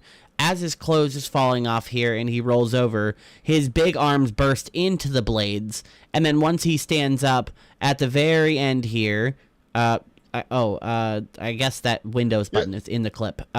Then once he stands up, then you can see his extra little baby bonus arms right here. Yeah, I understand that, but I just can't help but compare it to the 2, because I think the beginning of 2 is such a good scene where you see a guy transform into it, because it pulls the rug out from underneath you. It's like, look, you're in Dead Space, you know you're not safe, but there's that moment. It's like, okay, things are starting, we'll figure these things out, and then immediately you get a monster directly in your face, and it's very visceral and guttural, because it's forceful, and it looks like it's painful to transform even if you're already dead. Imagine how different it would have ended if that thing would have just came around him and stuck you instead. It would have been like, oh, it's over. Well, it would have been different, and Isaac didn't fucking headbutt the guy, because again, he was in that part of the game, he's in a straitjacket. He can't move his arm, so all he can do is run. So he headbutted the guy and then ran for it. If Isaac hadn't thrown that out, he'd been dead immediately. So yes, I'm not trying to be negative. Look, I'm one of those guys. I don't like change. I like my old school. I like my Dead Space games where we were old and we had to use the 360 and the jank controller feel. Yeah. Being nitpicky about animations is fine. I mean, there's a lot of animations out there that I know I get very upset about, especially in remakes. I did want to mention the Infector, which is a very important type of necromorph, because in universe there's only 2 outcomes. You can when you're a corpse, you can only turn into 2 things: either a regular necromorph, a slasher, or a lurker, or a baby, or whatever. But the transformation is slow in most cases. The other one, the one you can turn into, the other one is you can turn into an Infector, which are pretty rare, but they're designed to quickly go around and transform corpses instantly in a few seconds. But the thing about that is, if you look at it, a necromorph is that you can't kill them, you can only dismember them. The Infectors have no limbs, they're bat-shaped, so it makes it much more difficult to kill, because you just do body shots, which do very minimal damage. Unless you sever their wings off, which is very hard to do. That's where the grenade launcher comes in, baby. Best gun in the game. Because every time, I have never had a problem with that boss fight in either the original version or the remake. I stun the captain with stasis. I run around, hit the Infector with the grenade launcher, and I never had to fight any of them. It's amazing. That's why I love the remote detonator in Dead Space 2. But going back to what? Going back to Kinesis for a sec. Watching Annie's stream, I learned you can move bodies in certain rooms, and that'll prevent them from being infected. So you move them all into a big pile, and then you stomp them, or you blow them up. It's gruesome, but it saves you a lot of trouble in fights. when Oh, I never there's thought of these that. flappy guys around. Yeah, right. It's That really is cool. that's such a Yeah. simple idea. How I never thought. God, good job. Yeah, Hats stuff to you, Annie. Yeah, in the room in the fight with the captain, the infector that comes down and drops on you, it tries to take the other corpse that's in the room. If it doesn't go to that immediately, it leaves the little room to the outer side of the morgue, outside of the glass, and will infect every corpse in the room while you're dealing with the captain. If you already have like future knowledge of the game and you know that, oh hey, an infector's coming up in this, you can just move every corpse out of that room and, like Grum said, just blow all the corpses up in a different room. And unless you open the door and let the guy in there, because they can actually cross through doors now in the remake, the infector will walk around and be like, I'm hungry. Yeah, because you took all his ammo away. He's got nothing. Because the infectors can attack you directly, but they're not that good. They The can, only thing yeah, really they can, have- but very barely. They suck. They rarely attack you, and the only thing they really have is that they have a grab on you, and if you don't button mash fast enough, which it's not hard, they can insta kill you. Which normally it would be, it's like that sounds like a pain, but no, it's not hard. It's and like in Dead Space 1 and 2, the originals, it's a very satisfying animation. If an infector grabs you and you get them off you, yeah, you kick them off, and then you stomp on their needle that infects people. Which I believe if they do that, they can't infect anyone for a few seconds. But Yeah, they would have to grow one back. Yeah, I might be completely wrong. I may be remembering wrong but the Isaac stomping on enemies in little cutscenes is very satisfying in every situation. I fortunately didn't grab much in my impossible mode because I was so paranoid about like the free damage enemies get on you if they actually grab you. So the few times that they did, I used the gameplay accessibility feature of win all QTEs with a single button press. I'm like, I'm not losing from a QTE. That's how I died in my impossible run. But in my defense, I had very low health to begin with because I was like, I was on yellow, and I just thought, no, I'm impossible run. If I take one more hit, I'll be in red. Then I'll double heal. I'll save them for when I need them. But I think in this I learned my remake, the lesson. QTEs are a lot more generous than the original. And they're a lot less frequent from what I've noticed. But maybe I'm just better at kind of juking them in this game. Well, are you playing on console or PC? PC, but I always play with the controller. Okay. I'm not even gonna try to play Dead Space with the mouse and keyboard. I'm an old head with that.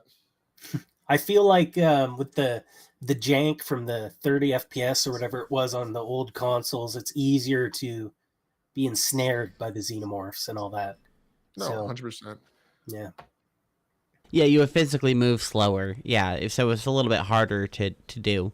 So can either of you think of any other huge changes?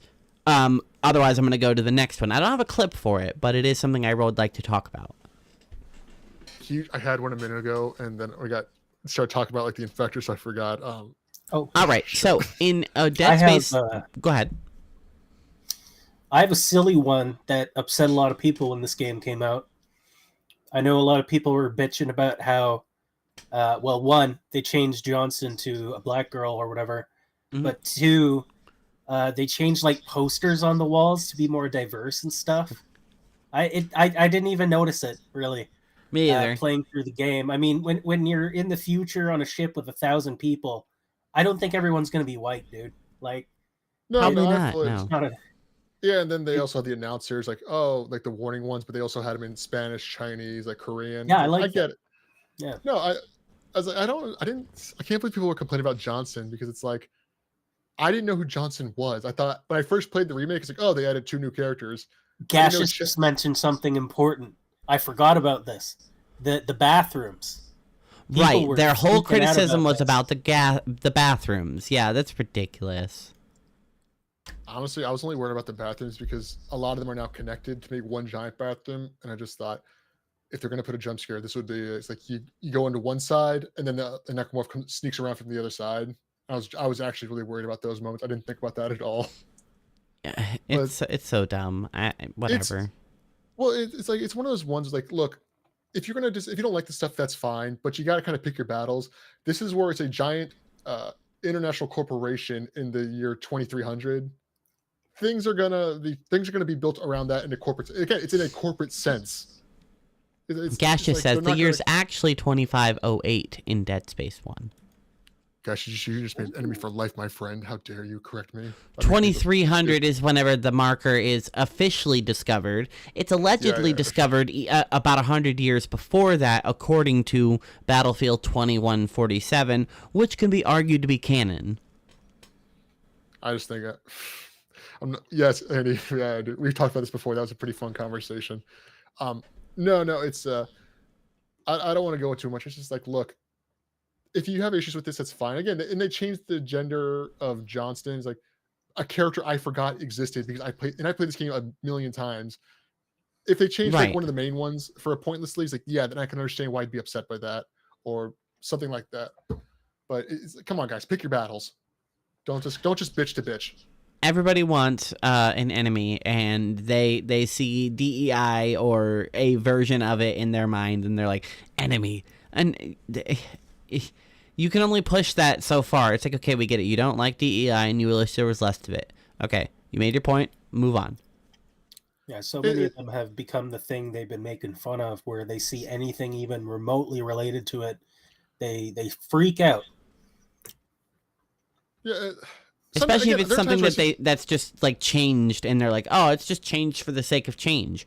Well, at least in the Dead Space remake, I don't feel like anything was changed just for the sake of change. I can think of two things like immediately that were removed from the game that just made it better. Other things were changed and made them a lot better and like a lot more cohesive to the gameplay. So another big change I wanted to cover was in Chapter 4. It's collision imminent. Yeah, I remember. I know what you're talking about. That's not right, because NIC, so it must be E, whatever E is. Or NIOO, obliteration, something like that.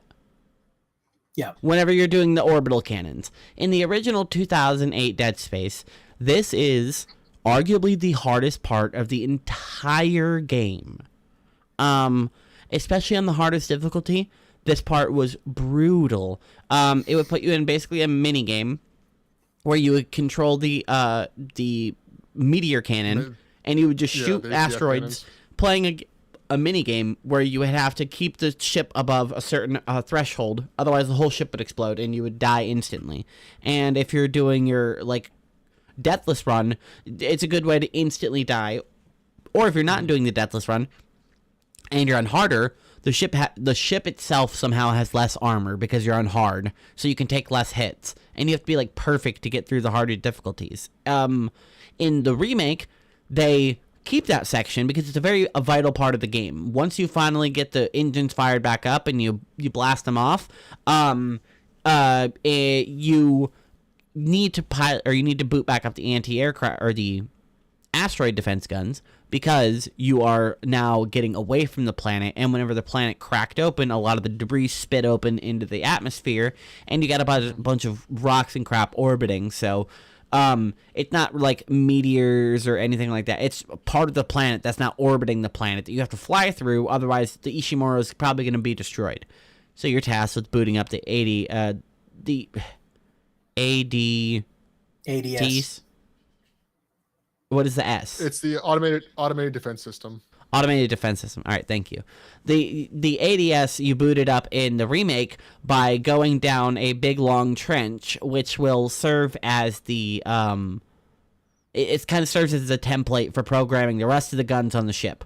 So you go down this big trench and you program 3 guns by linking it up to your tool and aiming your actual gun around instead of sitting in like a minigun turret thing. And you actually aim around and you hit the action button, you shoot the turret, you can shoot your actual gun at the same time to defend yourself. Once you link up the 3 cannons, they start doing their thing, and it sends a signal to the rest of the ones on the ship, and the ship's automated descent system is now back online, and it is a great part of the game because it is so much smoother, it feels a lot more cohesive, it makes a lot more sense, and it is one of the few parts of the game where something was removed, and I was like, thank God. In the 2008 version, I didn't hate the actual part where you're shooting the asteroids. It's very hard and unforgiving, but the part that I did hate is the run to and from the gun. you have to go across the open, like an open, big ass open trench on the Ishimura while it is being absolutely obliterated by planet debris. And you are on an oxygen timer, and you can be instant killed by debris if you don't quickly get to scripted little safe zones. And the safe zones only last so long if you're just waiting there, because they'll eventually get destroyed. So there is so many instant lose conditions that I was dreading going into the remake that were just like, okay, we fixed those. It's fine. No, I agree with that for entirely. That part, it's just kind of a lag. And this one, when you add the 3D space maneuver, it feels so much better. But this is my little hot take. I didn't hate the ADS cannons in the original game. I didn't love them, but I didn't think they were as bad as they were, because there are two notoriously painful achievements to get in that game. When there's two ADS levels in Dead Space 1. The one where you set them up, and the one where you fight the boss, which is like 3 chapters later. Mm-hmm. Both of them not super difficult. They're kind of a pain. The boss is actually pretty easy once you get at that point, because you kind of understand how the ADS cannons work. The achievements for both of them are you have to beat those sections with over 50% health, which doesn't sound hard, but I probably spent an hour on each of those when I was a kid. They are so hard. They really are, especially if you're on the harder difficulties. They're really just brutal. I'm not going to complain though. It's you had to gut it, and I do think the other one's a massive improvement. But I do have a fondness for this terrible part of the original game. I remember I was watching Grum stream it because I hadn't started it yet because I was still doing the Outer Worlds. And he got to chapter 4, and it's like obliteration, whatever. And I saw it and I was like, oh, have fun with the worst chapter in the game. Because I really just despise it. It's another chapter that I didn't like, but it felt like a lot better, was the mining deck chapter later on, when you have to go up and down the cargo elevator. In the original game, it feels like that's so much more dangerous. In the remake, it kind of felt trivialized, but that's because I already knew what was going to happen and I was expecting it. They give you some higher level enemies, but there's a lot less enemies overall, which I kind of prefer. Because I think they send you 2 elites or heavily armored slashers instead of just like a bunch of low-level slashers. Because I gotta say, my one criticism with the not the change, because the change in the asteroid part is better, just objectively. Yes. I feel like, apart from fighting your oxygen meter early on in the game, there's really no challenge. No. And I don't know if that's from being on PC and being able to aim very well. Like Mondays with the controller, how was aiming in that section? Were you able to hit the asteroids? No problem whatsoever. And there's is there much magnetism with the controller at all? Anything like that? Magnetism, not with your guns, but only with your kinesis. You get a little bit. They give you a little bit of magnetism with the kinesis, because there's some shots I'm like, that probably shouldn't hit, and they'll give it like a 3-4 inch like window to kind of push me over to do a crit hit. But that may be also based on like how much you increase the damage on your kinesis. Maybe that increases like how flexible they are with the shots. I feel like maybe just a couple more morphs outside on the spaceship would have made that a little bit more challenging, or maybe a little bit more debris flying at you, because I just felt like it was kind of an easy section, like especially when you compare it to the original, right? Like, but definitely more fun, more smooth, like Annie said. I think they only put a couple of necromorphs in there, because if you notice on the flying missions, they're kind of locked in. They can only have 2 necromorphs out there at that point in 3D sections, which are the babies and the lurkers. And in space, you can't have the lurkers because they can't really jump anywhere, else they'll be lost into space. Yeah. So they're limited. So they realize it's kind of a pain to fight in space, as well as you don't want to just keep fighting babies nonstop. So we're just going to throw a couple of them out there just enough to keep you a pain in the ass, to see if we can get you to get stunned and hit by a meteor, or stunned and you run out of air and die. Which I definitely died my first time from running out of air, because I couldn't. I kept, and this is one criticism I will give the zero gravity in this game, is trying to reorientate yourself. Yeah. I kept messing that up, not being able to find where the oxygen containers were, and I ran out my first time doing it. And I didn't save, so I had to go a long way to get back. The 3D when you play Dead Space 2 for the first time, it's not easy to get a hold of. The first thing they do is like you'll realize, oh, this is much better than what they do in Dead Space 1 with the space jumps, but it's still very awkward because you have to get a feel for it. And if it's your first run, you're not going to get used to it to like the very end, like the final one. And by that point, it's like, well, you're just playing basketball. Who cares? If you're not used to just 3D movement of that type in video games, it does take a long time to get used to, and then even longer to master. A trick that helps me is just like having a mental version of the room in my mind, and then always like aligning where the bottom is. Now, not everyone has like that ability to picture things in their head, so if you have like aphasia or whatever it is, RIP. But especially if it's a room that I've played multiple times, I can picture it in my head, and I'm like, okay, I'm facing this way, and it'll take me longer to orient than it will to figure out how to fly upside down through this gate. I think part of it for me too is just I'm not very good at games where they have the over-the-shoulder kind of camera like this. Yeah.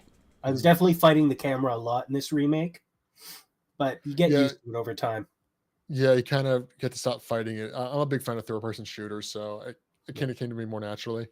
I like third person, but over the shoulder is typically difficult unless it has like a very good feel to it. And Dead Space is nice because its combat is really well done. But sometimes I agree the camera is just a little like Yeah. And speaking of the ADS cannons, that's one of probably the biggest changes in the game is that they removed the crab boss ADS fight and replaced it with the Leviathan in space. What did you guys think of that? Because I believe personally it's a much better boss fight, but I was a little bummed. It's like, oh, you just used the Leviathan again. I think that was it didn't feel as special to me in a game that only had 3 bosses to begin with, to then reduce it to technically 2 bosses, but it's 2 and 2.5. Yeah, Gassy says rip crab monster. I think it's pretty good. The first time you fight it in food storage, and you eject it out there, and then it latches onto a different part of the ship, like a big tick. And then once you fight it, you go outside, and it's technically like a 3-stage boss fight on this part. You go to the first cannon, you shoot it, you expose it, you hurt it, and then you have to go to one of the other 2 cannons on there because it's been hit with the cannon was hit with a tentacle or something. So you go to the other cannon, and it's either covered in goop that you have to expose it and then make sure you get some air, or you have to go to the other side and expose the air and use the ADS cannon there. So once you expose one of its weaknesses, it'll destroy that cannon. You'll have to go to the other side. So what I did for my first time is I went to the far one, and then I just went second and then third. So I didn't have to do any like backtracking. No, I do think it's a better boss fight because I think it's probably the best they could have done with a 3D maneuverable boss fight, because there is 3D to it, but it's mostly just kind of side-scrolling between the 2 directions. But it's all about movement because, eventually starts shooting tentacles at you, and then he starts throwing the bombs at you, so you have to kind of decide what you're going to move, what you're going to shoot, and what you're going to just kinesis. I think it's a good use of like all your skills at hand, as well as you get the nice flavor of using the ADS cannon as well, which always feels good to shoot at the giant monster. I think this section is also really nicely changed because you use the cannon still to fight it, but you use it a lot more actively. And once you get back inside, the next section is changed almost entirely. As soon as the boss fight wraps up, you head back inside, and you kick the monster off of the antenna. You make sure it's ready to go to receive the signal. You finally reach out to the Valor, which intercepted a beacon that you set up earlier, and it's en route to evacuate you. Heavily armored military personnel, to evacuate you guys. Yes, in the original, it plays out very similarly. They pick up the escape pod that Hammond launches. In the original, it's an unnamed guy. It's both, Gaseous. Thank you for the correction, but they receive the data from the beacon that you launch off the asteroid, in the mining section, and that's what summons them there. Once they get into the system, they pick up the escape pod because they read that it has life signs on it. At that point, they get fucked up by the Chen, who is in the remake. In the first game, he's a nameless guy, fucks up the Valor, and then the Valor is on a collision course straight to the Ishimura, and in both games, it crashes. In the original, it crashes in kind of a self-contained area and kind of plugs itself into the ship. And then you have to go into a kind of like a hangar where the ship is crashed into and clear out some radioactive material and send it out of the airlock in the hangar before you can actually get into the Valor. This part is completely removed from the remake. There are no big floating green balls, and there's no radioactive material that you have to clean, except for in the later part of the Chapter 9 on the Valor, where they have you deactivate or clear some radioactive material, which happens to be a nuke. It's funny to me that they keep the voice line, because it's just, a nice, just regular, just computer voice line. They didn't need to re-record it. But they replaced where it is. In the original, you have to dispose of the nuclear material before you can even get on the Valor. On the Valor, you stop what you're doing to dispose of the nuke before it detonates or detonates on the Ishimura. So that is a big change that I think is really nice, because the Valor feels so much better in the remake, whereas I feel like it was by the time in the game in Chapter 9, you've experienced a lot of the Ishimura, you're familiar with the ship, how it works, and then you hop on somebody else's ship. Now it has a completely different architecture, you got different stuff laying around, now you have new enemies, it puts you on edge. And I feel like in the remake, it really does a nice job of setting it up, because immediately after the boss fight, you don't go anywhere. You go back inside, you activate the computer, and then right before your eyes, you watch the Valor crash right in front of you. You get blown up, it cracks the window, you lose air pressure, and then you have to go right back outside to where you just killed the boss, and then you just lazily float over to the Valor. And I feel like they made it so much smoother. And it's honestly my favorite part of the remake is Chapter 9, Dead on Arrival, where the Valor comes and crashes into the ship, and you have to go solve the issue on the Valor, which is really simple. Now they don't need it, so you're going to go on there and get their Singularity Core to either long-term repair your ship in the hangar or find somewhere else on the ship to use the Singularity Drive, which it turns out there's an executive shuttle, so at least you have another escape option. Now, the Valor is always a good moment, but Grom, let me ask you, what do you think of the worst enemy in the entire series, the Twitchers? I'm not too familiar with most of the names. Remind me, what does the Twitcher do? The Twitchers are the military that were on the Valor, that they all had stasis modules, and this is the same that in the original game they're like, we don't know how to explain this. We're just gonna say fuck it. This is how it works. When they got mutated by the necromorphs, the stasis does the opposite. It mutates them to make them very fast instead of slowing things down. And to this day, I'm like, yeah, you guys just thought of a cool enemy idea and just made that work, huh? I actually don't mind them in the remake. I don't really remember them in the original, but I was using the Ripper a lot on them, so it was very easy for me to hit their stasis right on their chest and just wipe the floor with them. At no point did they ever kill me. They never really were a threat to me. I just thought they were cool, but it's definitely kind of one of the more silly aspects is not really explaining how it reverses. Yeah, no, they are good enemies, and I love it. They made them balanced out by giving them these giant weak points on their chests.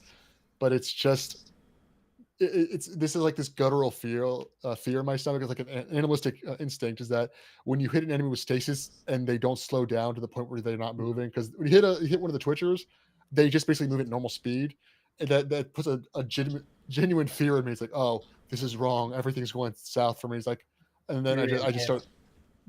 That's like those only moments in this game where I seem to panic. Is like, oh, the stasis isn't working. I just start unloading my ammo in them, and then I'm not mid-maxing anymore. And then when the fight's over, I just go, God damn it! You wasted too much ammo. There's a bunch of items you could have thrown at them, but also they don't do this as much in the original game. In the remake, they duck and weave a lot, so it's harder to hit them with kinesis. Definitely, it is much more difficult to shoot them now. They have a lot better animations. Definitely a lot less to throw at them in terms of like javelin like things and stuff. Because you're fighting so many Twitchers on the Valor, right? Mhm. You really have to rely on your aim there. Mhm. The Valor does a nice No, job in the remake of also giving you a nice environmental stuff. So you got vents to use the fans. There's plenty of stasis canisters and explosive stuff. There's spears laying about. So at least it doesn't make you feel like you're underarmed.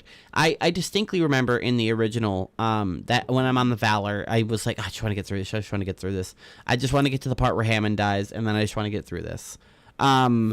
Because in the original, I didn't really like Hammond. I felt like he was just kind of like the annoying boss guy who was just like, now the mission went wrong, so now he's trying to bail out, which we tried to tell him to do at the beginning, but he wanted to stick around. So I feel like the rewrite of Hammond is really nice because Hammond is sticking around because he's like, I'm trying to figure out what the fuck is going on, and the entire time Kendra is trying to accuse him of being like a traitor. Sorry, what is that noise? it's not me. Okay. Sorry, Okay. your rolling paper sounds really big. You might want to get some milk. No, it's not rolling paper. It's candy. Sorry. No. I think they did Hammond pretty good because he was kind of one-dimensional in the original game, and in the remake, he's constantly like, I just want to get my team off this. Like, I've already lost 3 people, or I've already lost 2 people. I don't want to lose any more. Let's get this shit figured out. He's like, and he is trying to figure out what's going on, but it's very clear the entire time. He's like, no, we're getting off is our main priority. If we figure out what's going on, that's more important. We're only saving the vital systems on the ship that prevent us from immediately dying. We need you to fix the engines, because if you don't fix the engines in, I don't know, 3 hours, we're gonna crash into the planet, and then we're no longer gonna be able to get off. Period. So go fix those, please. And then it comes up that the air filter is falling on the ship, and the air is being slowly polluted, and eventually everybody's going to choke out, even if you do get off and safely into orbit away from the planet.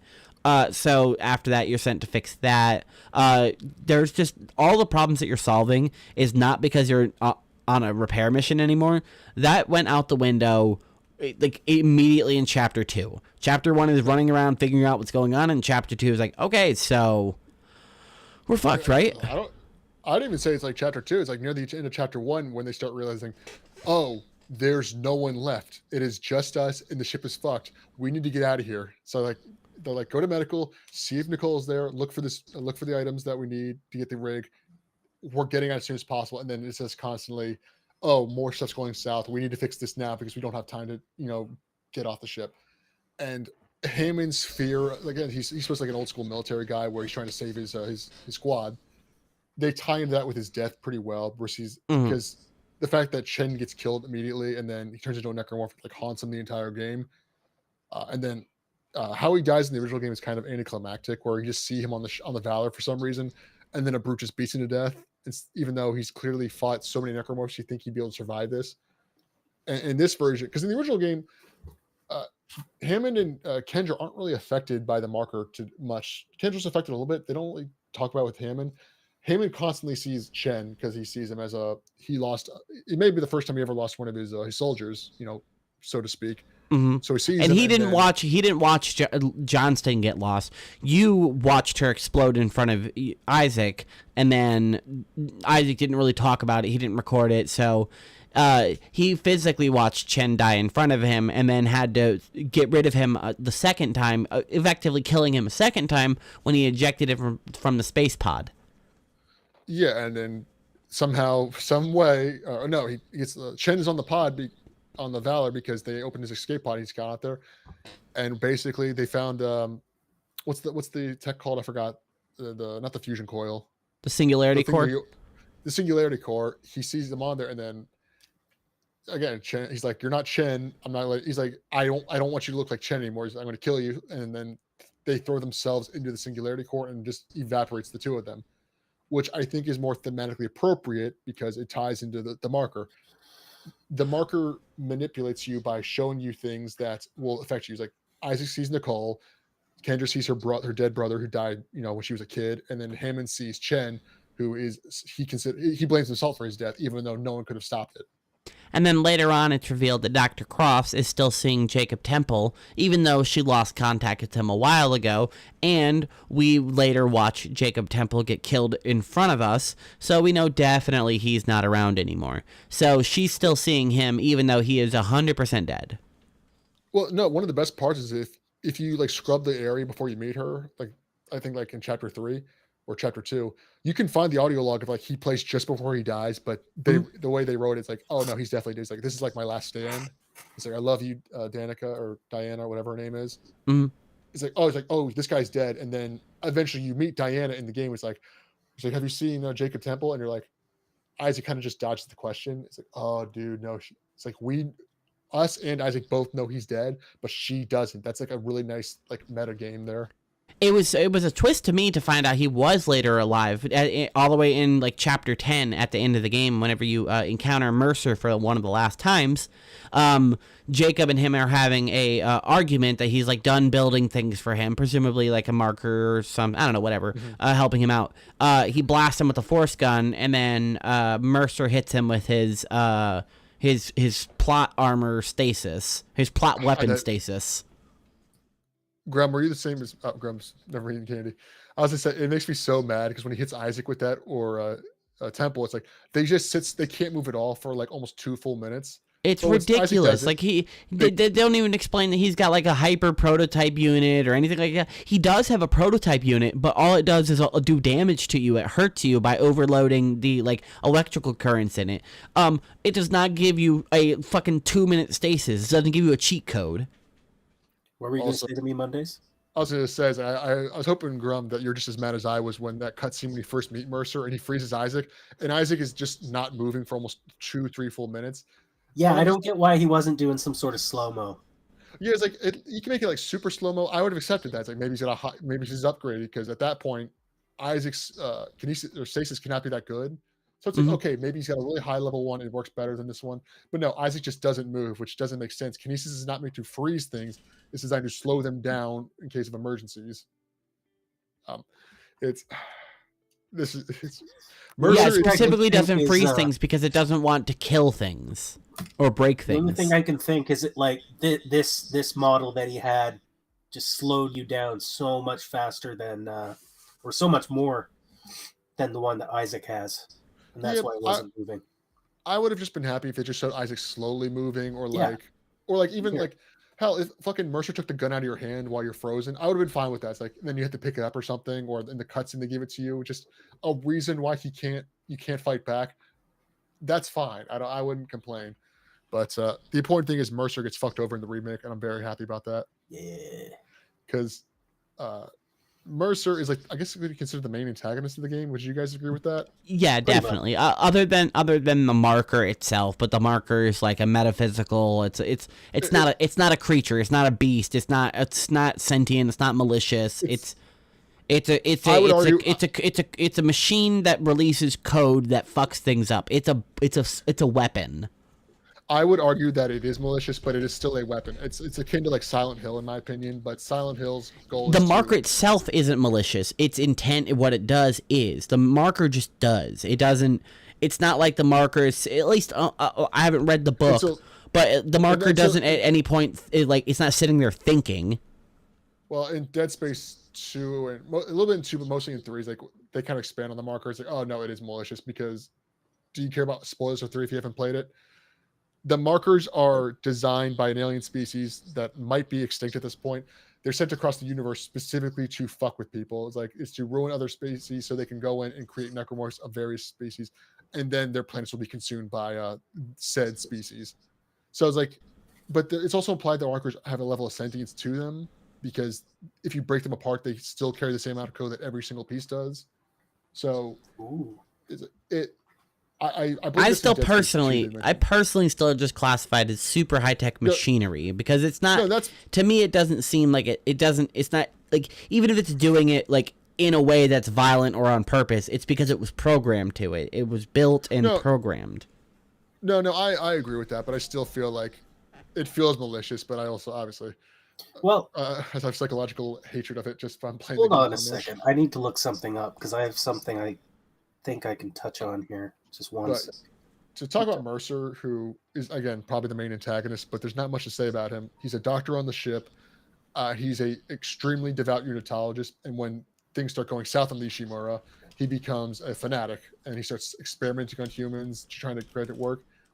And throughout the entirety of the game, he's just fucking with Isaac and creating the hunter, supposed to be the ultimate creature because it can't be killed.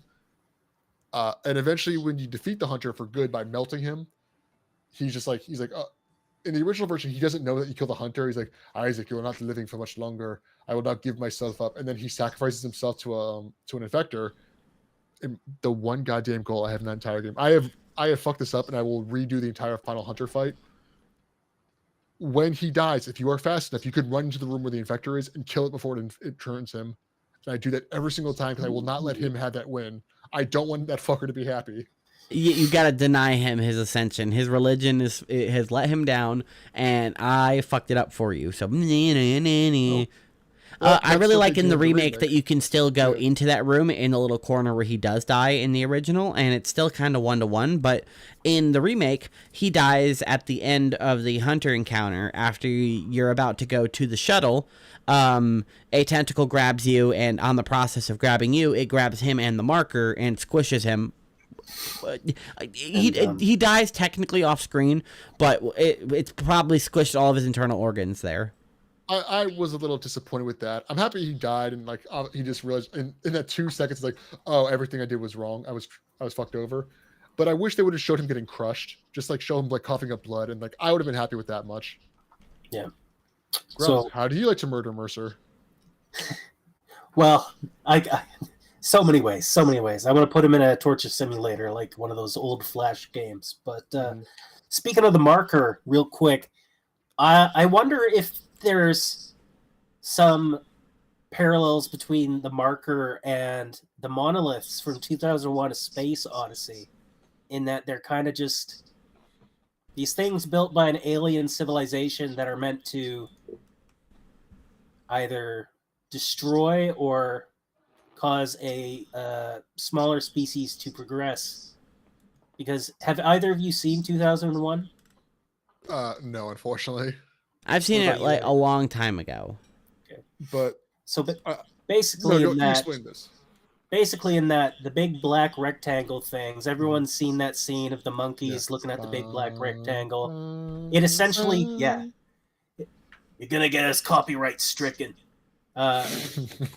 It essentially awakens ideas in the brains of those apes, and from there they learn how to use tools and eventually get to space, and then they find another one on the moon, and that makes them go to Jupiter, and then they're able to basically ascend and join the people who made the monoliths in that movie. Mm-hmm. And with the marker, it's kind of like the inverse. It's not helping at all. It's just completely screwing people over. And you almost wonder, like, could it be that the markers are that race? Like, maybe they put themselves into those machines? I don't know. Definitely some metaphysical shit going on. To answer that, it's changed a little bit in 3. They might retcon it if they keep making keep remaking the games or make more sequels. Mm-hmm. But no, the markers are not designed to advance humanity or any species that find them. They're sent out randomly in space, and eventually they're just going to statistically land on a planet with sentience or life in general. Their job is to occasionally it'll land on the planet so hard it'll wipe out the current species on there. In our lore, the marker on Earth landed there in the Chicxulub crater, and it is the thing that wiped out the dinosaurs. Yes, it is. So it's possible with that. Is like it may have done that to wipe out the dominant species, so that a minor species, which would have been primates at the time, to evolve. It's possible, but the marker's 2 main goals are: 1, to create insanity, schizophrenia, dementia, because it turns people violent, and they don't know what to believe anymore. And violence, they'll start killing their own people, which gives them a lot of biomass to work with. And 2, it's to inject the marker codes into the heads of anyone that survives. The people that go crazy, and they'll start becoming obsessed with the marker codes. You see it more in Dead Space 2 with Isaac, but he does have the marker codes in 1. and they have a natural impulse to write those down and start using them to They create sort of more markers for invented people. a space age physical virus. It's not like tiny little microbes or whatever. It's a bunch of big microbes gathering together and killing things and infecting them by removing their life and literally changing their body and their DNA. Yeah, In a way. these Go are on. basically the inverse of what I was saying with the Mhm. monoliths. Is that instead of helping, they're just completely trolling these fledgling civilizations, fucking them up, giving them schizoid No, delusions and visions, and Yeah, they're destroying their just seed bodies. weapons. Yep, they no, send no. it to planets, and then they're like, okay, if it doesn't kill Mhm. it by landing on the planet, well, it'll probably kill it later on. Yeah. No, you might be right, but it might be the marker might be inspired by the monolith, but Mm. obviously an evil version of it. No, the markers I would argue to be like a biomechanical virus because it's a physical thing created through some kind of technology that was never explored to a much degree.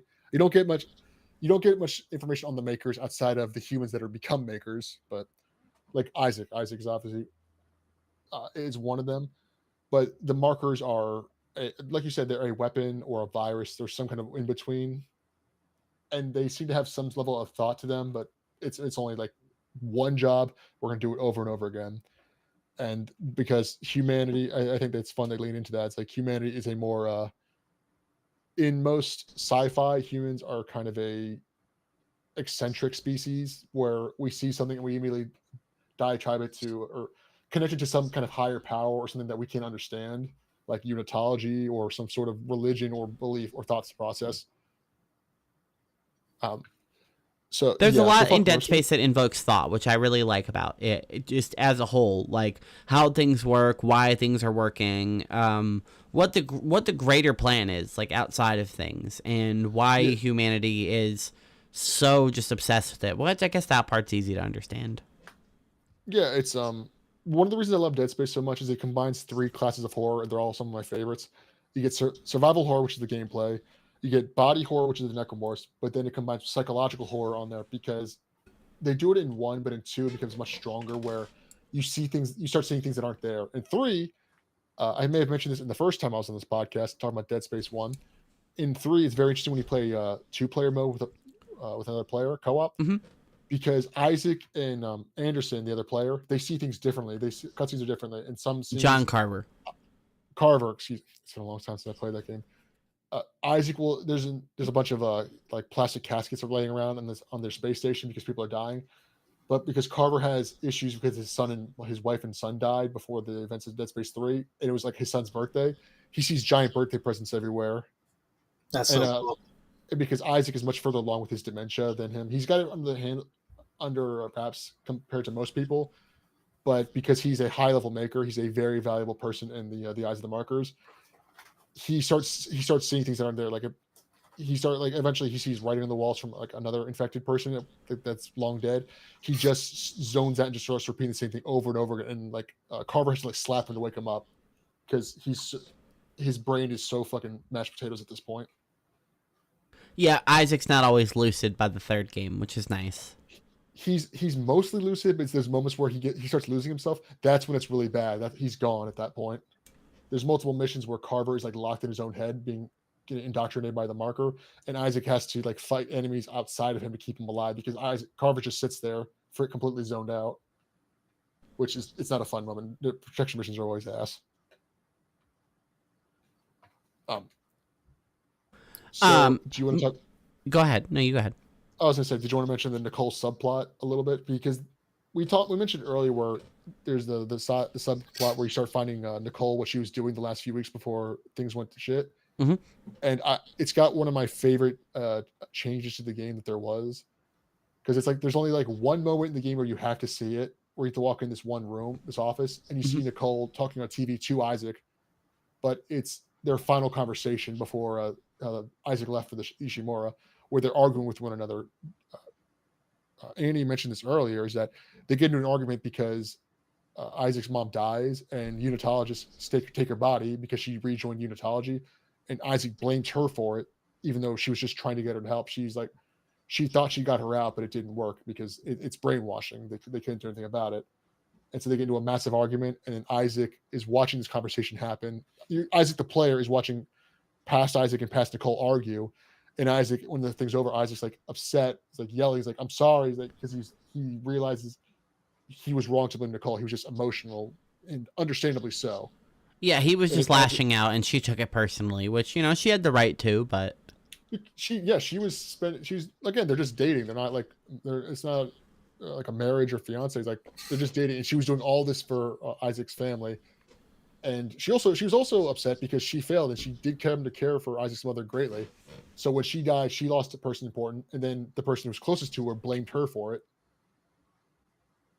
and it's great to me because Nicole is a lot more expanded in the remake. In the original, she's just kind of like a one note. She's just like the medical officer. Like she doesn't, except for like the text logs and occasional audio log. Her character isn't incredibly like wide and explored. I think it's really nice in the remake because she has the 3D hologram cutscenes kind of things where the projector will show her doing things. She's also, as Mondays mentioned, there's a subplot of her going around and she's trying to figure out what the hell is going on because she has one particular patient named Harris who is implanted by the marker, and nobody really knows it, but he's like slowly able to like start seeing and understanding the code, but he just doesn't know how to communicate it because he doesn't really know what's going on in his brain. It's like he isn't, the transformation isn't smooth for him. So she's trying to go ahead. So I like seeing the transformation between him with Mercer's one experimenting on him, but I'm just like, the reason he does all this is because a couple of the other guys in engineering that he works in were like making fun of him. I'm like, bro, you're like 30 years old. It's like you're a little too old for the leather jacket and don't go to school tomorrow style.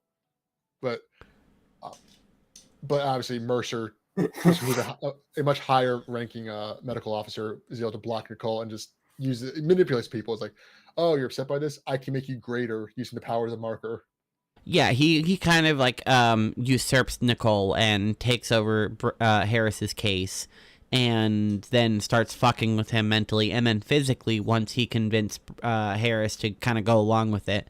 Mercer is looking into cellular regeneration because he notices that death is a key part of the markers thing or whatever, and he's trying to skip the death part. If you don't have to die, then you can just permanently regenerate. So doing that, he slowly just keeps experimenting on Harris, and you find out through this second subplot is that Harris becomes the hunter that is chasing you throughout the Ishimura.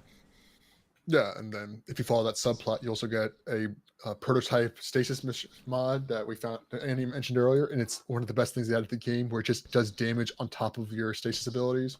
Oh, is that what it does? I can never figure it out. It's not a whole lot of damage. It's like on par with like the level 1 flamethrower, but it's enough that if you have it on there, you can probably reduce 1 or 2 shots for your plasma cutter if they're like stuck in the stasis. Nice. It seems to last a little bit longer too, especially because they're being electrocuted, so they are distracted with that as well as they're slowed down. Mm-hmm. And then there's one more cutscene with Isaac and Nicole that I like that they added. They added the first cutscene from Dead Space 2 to the game, where it's the final call that they had, or it's one of the final calls they had. I was right. When she's like, "Hello, hi Isaac, are you there?" And a 12-hour time difference. Yeah, and I think it's really great because the second that audio started playing, I was on stream earlier today, and I even said it out loud. I was like, "Wait, hold on a second. That's from the second game." So yeah. Either Isaac picks up this log later on from, left over in the Ishimura. There's copies of it. So I'm just like thinking, I'm like, oh, this is really cool that they're using dialogue from the second game with her and him talking, but it's in the first game because now him and her are talking. Yeah, no, they even reshot the entire scene. It wasn't like they didn't just like use AI. Right, they added line. Yeah, they added lines. It's good. Yeah. And it's also like it's much more the photorealistic style they were going for in the remake. And I think that's a really good one because it's probably one of the best cutscenes in 2, even though it's the first thing you see because it's you see that Isaac really did care about her. It wasn't just that he was crazy or obsessive. It was like, no, they had an actual relationship, and then it becomes a very important part in Dead Space 2. Isaac is the reason she's on the Ishimura. She wasn't sure about it, but Isaac pushed her. And Yeah, hey, so- go do this 6-month job, take a vacation, get away from everything, do you. He pushed her to go do the job. and it was the job that ultimately killed her. And then it's more important in Dead Space 2, but that guilt is that why he was trying so hard to find her in Dead Space 2. Because when you tie it with the secrets, like when the whole video where she kills herself, Isaac is like, I need to go there. I need to find her. I need to understand why, because he's blaming himself for everything. I think 2 is a lot better of a game, like, overall. Like, 1 is just, there's, like, literally like, nothing wrong with 1. It's such a good game, and the remake does it so well. I think 2 is just a masterpiece. It's one of the few instances of a sequel being better than the first one. It does everything the first game did, but it's longer, more action-packed, and it cranks everything up. I think they do it really, really well. So it was nice to see nods to the second game that, it's like, hey, we know this stuff did happen, or I guess technically it will happen. I mean, 2 is, I like 2 more, but the main point is that I think 1 is overall a better game. Just the gameplay in 2 is better. I think the location of the Ishimura is way better than it is in the multiple locations in 2, because it's distinct. You're in one place, you're trapped, you can't get off. And then as well as, I think the bosses in Dead Space 1 are significantly better. Even the original, the ones in 2 are not great. There's the only one that really stands out is the final boss, and that's a bad boss. I hate it. Yeah, I hate bad this boss. because you can't see what's going on, so you just get overrun with the terrible visuals. Mhm. And then again, if a boss has a one-hit kill 24/7, it's not a fun boss fight. So no, I like what they did with the writing in Remake. I was very apprehensive. They went in, like, they just tweaked things, and you know what? Nicole becomes a much more fleshed out character. So does Hammond. Even Kendra a little bit, because they lean a bit more into her seeing her little brother. Yeah, Which they I didn't really like have her. to She's do. also like, she totally. I think the new voice actor also just nails her. She seems less like a cunt. Well, I mean, okay, she's a cunt when you find out she's a cunt, but up until then, she's a very nice person. Sure, yeah.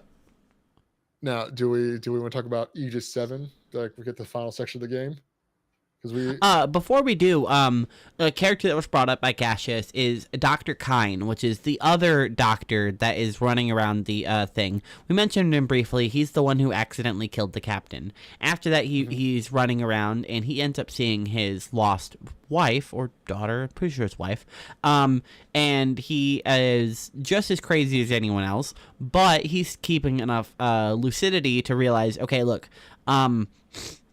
we need to put the marker back on the planet, because A, being in proximity of it is very bad, and B, there's a brain message that tells me that's what we need to do. If we plug it back in, it'll put that thing back to sleep, because that's what it's there for, sort of.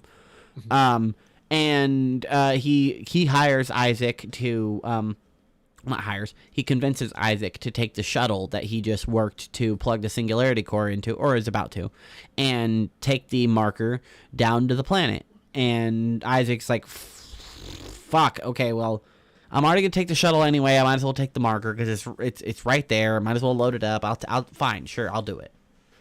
And you work with Dr. Kine for a little bit, and Gaseous mentions his criticism is he had preferred the original Dr. Kine. I think the new Dr. Kine is fine. I think he's nice, young. I think the voice actor as well. I think he looks good. But I do think the old Dr. Kine was, I don't know, just like I think he was better. Yeah, honestly.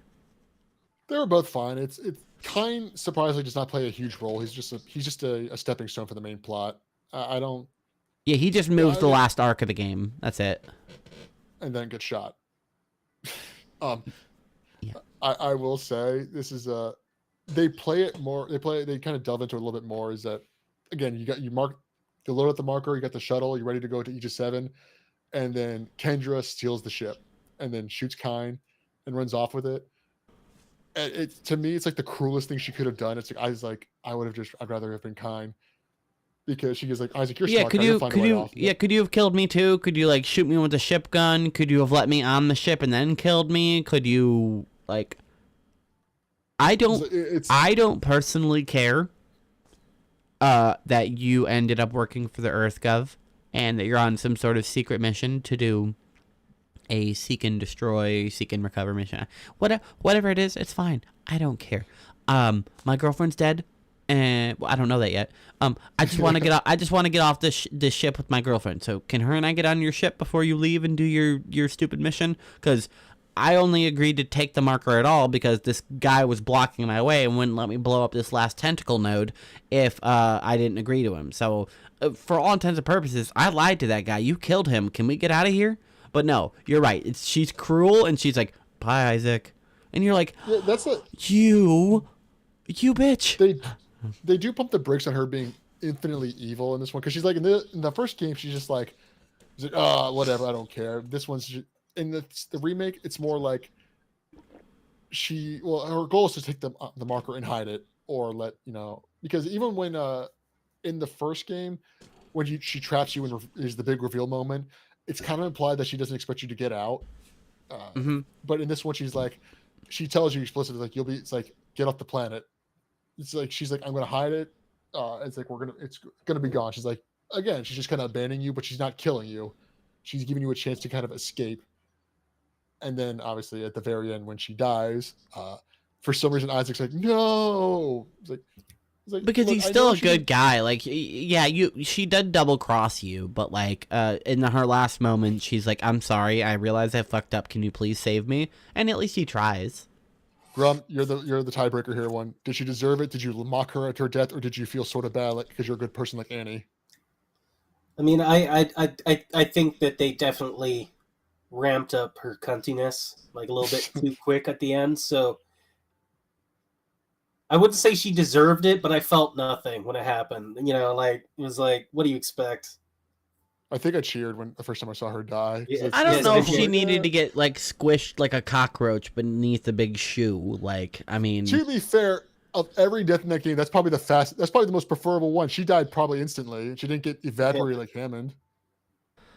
hopefully she died instantly, because otherwise that first hit before she gets scraped against the ground, all it did was break all of her bones, and now she's slowly just dying of different different injuries. And then not even a half second later, he's like, okay, and then just she got instantly because when she gets squished, her rig immediately starts beeping. That only happens when you're dead. See, she was lucky. She got the good death out of anyone. Although I guess Hammond's pretty lucky because after he got turned into goo, he'll never get turned into a necromorph. He got atomized. He in the remake, he pushes him and Chen into the singularity core. He just goes. Yeah, now they're together forever, which is kind of gay. So no DEIs in my game, 0 out of 1,000. This game sucks. Thanks for reminding me, Annie. No, but yeah, she takes the shuttle from you, and she leaves you for dead. And this is basically your last option to run through the ship if you're on the remake. You can go back and go to any of the areas you've been to before. You can finish your master clearance, do any of the side quests you want to. Otherwise, you're contacted by Nicole, who says she's up in the flight control center, and to join her up there. So you backtrack just a little bit, go back to where you just were a second ago, go through a new door that just opened, and you meet Nicole up there. For the first time in the game, you can actually like walk up to her and like punch her in the head if you wanted to. You can't shoot her because all enemies are tagged as like friendly and you can't shoot them. But she's there for the first time, and you're like, oh sweet, hey, I'm not even gonna hug you because I'm on the clock, so I'm busy. Also, she talks like all weird and demony, and all the technology around her is all staticky and weird. Oh, all the screens have glitched simultaneously while you're here? Huh, that's pretty normal. Yeah, it's like that's just normal. I think that means she's on her period or something. Girls do that, I think. It's just her 5G perfume. Yeah, and then it's always funny to me because again, somehow Nicole is able to hack the shuttle pod where she's at and drag it back, and Kendra jumps out in an escape pod. I So, think but, this like- is, as I mentioned a year ago on our original thing, I think this is a sort of like Fight Club moment where it's Isaac who does it. He doesn't know that Yeah. he knows how to do that, but he probably remembered it from some sort of manual he read back when he was in the academy or whatever. Because Nicole is like, hey, we have the ability to use like a remote retrieval thing here on this and just return the ship to us. And then Isaac's like, oh, okay, cool. And then you still have to go over there and physically do it. Nicole never really actually interacts with any of the consoles, except for in that one instance where you're defending her from necromorphs from across the little gap. And even then, it may not have. Again, that's why I like Isaac is being an unreliable narrator. Nicole may not have even had to be there. Maybe it was just because with that, it's heavily implied that Isaac does it himself, or when you're defending Nicole, the way he's processed it, he may have done it manually from his distance with his gear. Or he could have it could have just been a regular could've- quarantine lockdown where the enemies just triggered a lockdown, he cleared the room, and then the room opened. Or it could have been Kendra hacking the door for him because she did it multiple times in that game. Yeah, she is I guess up until that point she's on the planet, so less likely that she's helping you, at least in that. No, I'm talking specifically about the part where you're in. Oh, when you're lockdown with Nicole. across the gap. You're right. Yeah, You're she still on the probably ship. hacked Yeah. the door for you. Yeah, that's a good point because she's still in the control room. Yeah, that's why I was like, I would love to see a live action Dead Space movie, just because when inevitably when you realize that Nicole's been dead this whole time, they would definitely do a shot where it shows like Isaac doing everything, but he's talking to Nicole instead. Okay, That would be fun. if they did a Dead Space movie and it was officially licensed and they had all the rights and they did the IP right, would we finally find out where the fuck is Nicole's body? It's they would definitely do it in the movie, but it's implied that she's just one of the hundreds of necromorphs you fight. Come on, dude can recognize Chen multiple times and tries to save Chen because he still has the same face. In an audio log, they talk about the guy that he hung out with in the mess hall. He's one of those creatures now. You're right. It's possible she's just one of the necromorphs now, but it just seems so unlikely. It's just like it just bothers me that in not 1, 2, or 3, or in the remake, or in any of the like New Game Plus content or the new stuff added with the remake, we still don't figure out where did you actually die? Where did you lethal injection yourself? Do we know like how long she was dead for by the time you got there? Apparently about a week because they were on the ship for Okay. just a week, and Isaac volunteered for that one. So I agree. Like, why can't you recognize? My take would be, the longer you're infected, the less you'll be able to be recognized. Right? Probably, Like, yeah. You'll probably just become a uniform necromorph humanoid. there are. But definitely in a live action movie, that would be a cool scene to see. I have 3 ideas as to why. Grum, yours is a valid one, but mine are a little different. One, chances are one of the other guys fought her, like Kendra or Hammond may have fought her and killed her, and because they know she's dead, they can deal with that. And they just didn't tell Isaac. 2, Isaac may just never have seen her, either as a necromorph or as a corpse. Somehow he just didn't come across her body because at the slight chance she didn't become a necromorph, but we hope statistically she did. She was there for over a week. He just didn't find her body, or he just didn't see her necromorph because she probably went off somewhere else or could have got killed by someone else. Or 3, Isaac did kill her as a necromorph, but he got facial blindness from the marker because it's shown in later games and in other spin-off stuff is that a lot of times you don't see faces. You'll see faces of people that aren't there, and you'll not see the faces of people that are there. Yeah.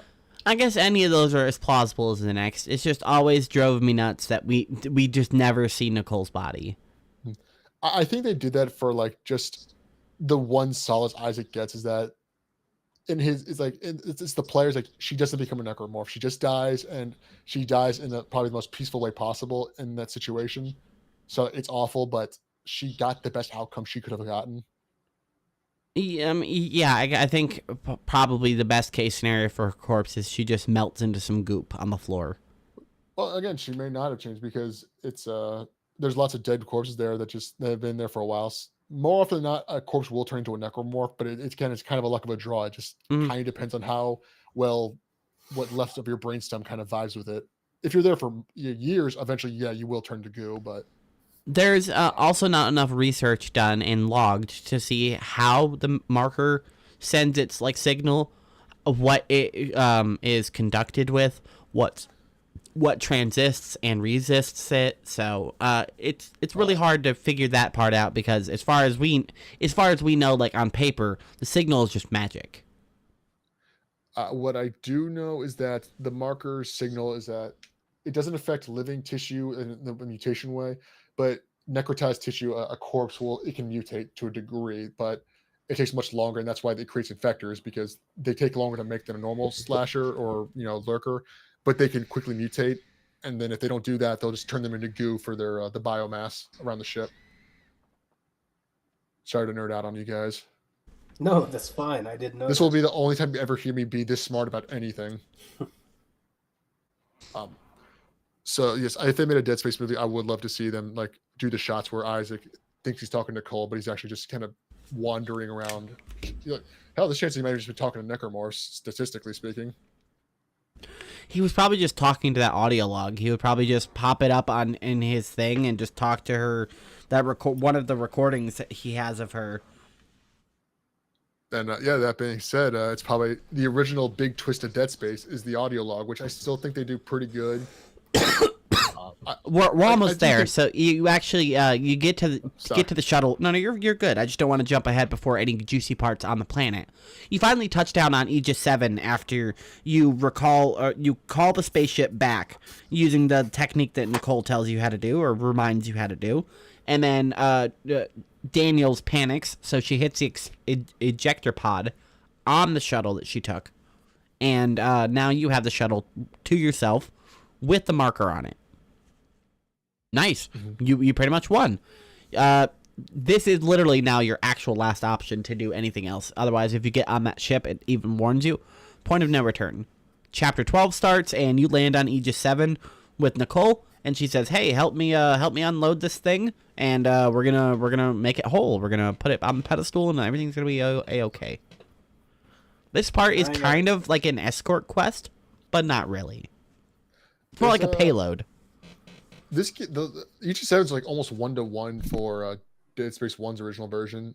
The only parts that are different are the one room where you have to like keeps popping off all like those pulse sacks to get the doorway open for the marker. Yeah. And the other one is that there's a little base of operations where you get the bench, the save point, and the shop. Normally, when in the original game, when you leave that, a scarecrow spawns in, but there's no scarecrow on this level, surprisingly. Aside from that, that's the only real differences I've seen. There is one of the scarecrow guys, as you call them, in the remake. He's on the room that has an L. It's like an L-shaped connector room. You have to destroy one of those tendrils to go up to the second floor and destroy a second tendril. Once you destroy the second tendril, the Chapter 12 guy does jump over crawl over the ledge there and does attack you there. I remember that one specifically because my game crashed twice today while clearing that room. Yeah, no, I completely remember. You're right, because I was like, when I left there, I was like, really?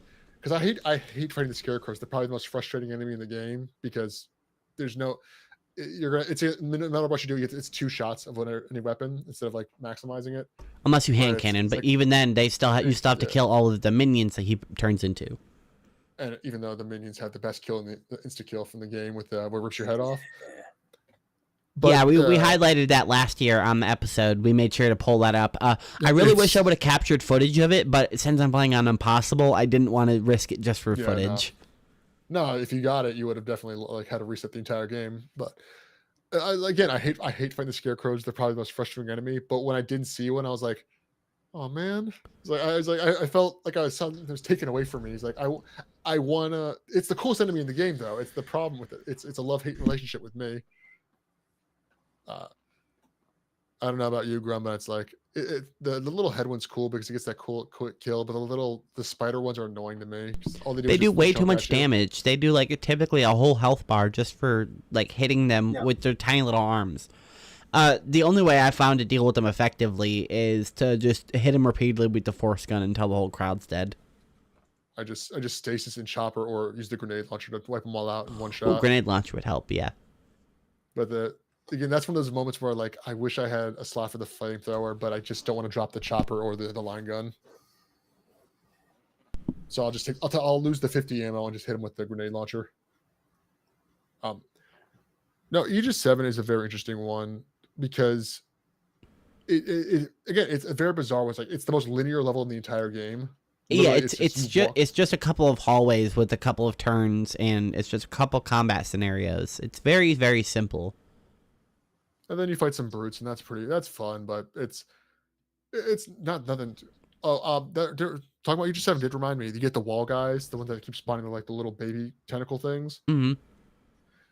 They did do that slightly different in this game. Is that they have there's points of resistance on them. You know when they put all the tentacles out that you have to shoot to kill them. Yeah. They have they're mostly red, but there's areas that are like kind of palish. You want to hit them there because if you just kind of do what I did, waste grenade launcher ammo constantly at them to kind of wipe them all out in one shot, they have a higher resistance if you don't hit them directly on their weak points, which can keep their tentacles from bursting. The only way I found to deal with them effectively either is the force gun. Just hit them with 3 or 4 rounds, and they're usually dead. I just try to save an explosive for them. Like if you use the red canisters, it's usually a one-shot kill for them. I found the plasma cutter. Like, yeah, go ahead, Grum. How do you deal with those stupid wall guys?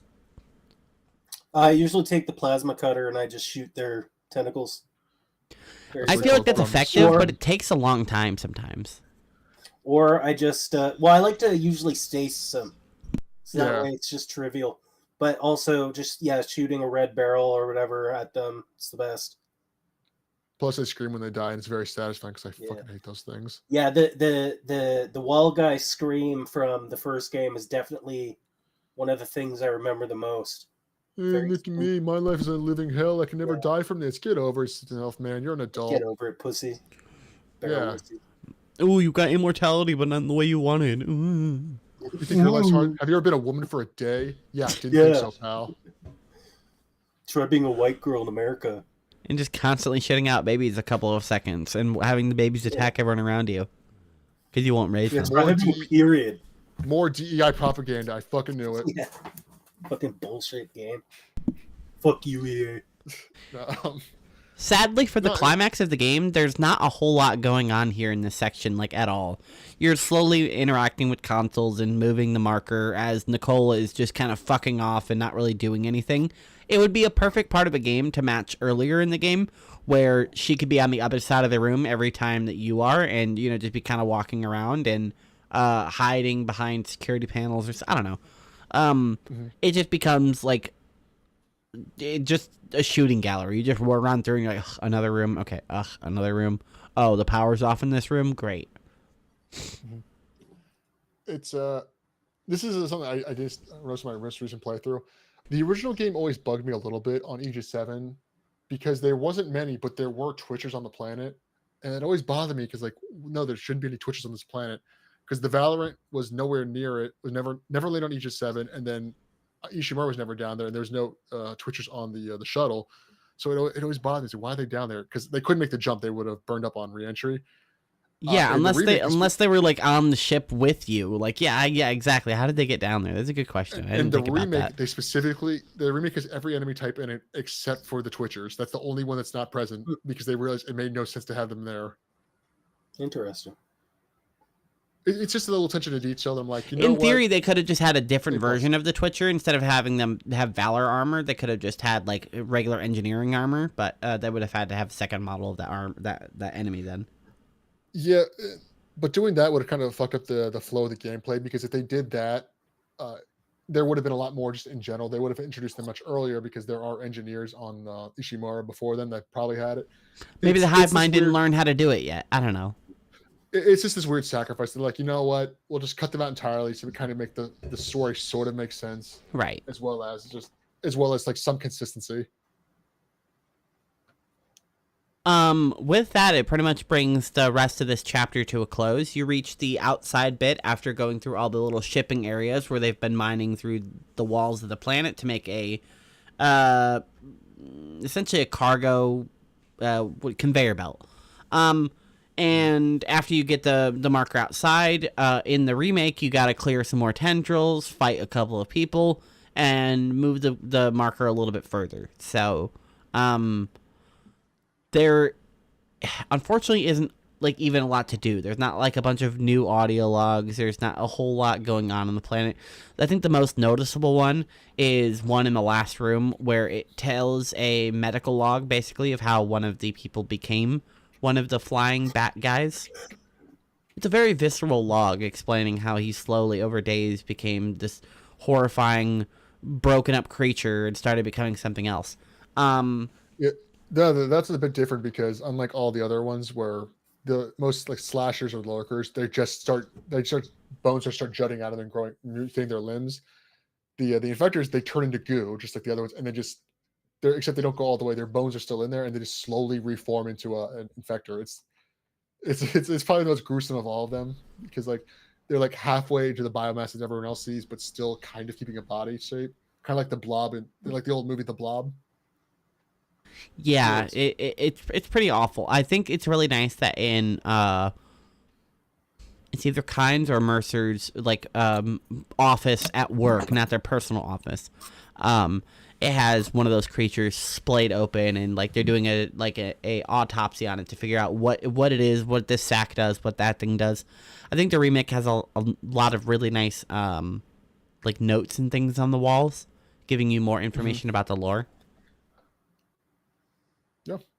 And if you want more information on Aegis 7, the best place is probably to play the prequel Dead Space Extraction, which was I believe a Wii and PS3 rail shooter. It's a very fun game. Rail it's very light weird. gun shooter.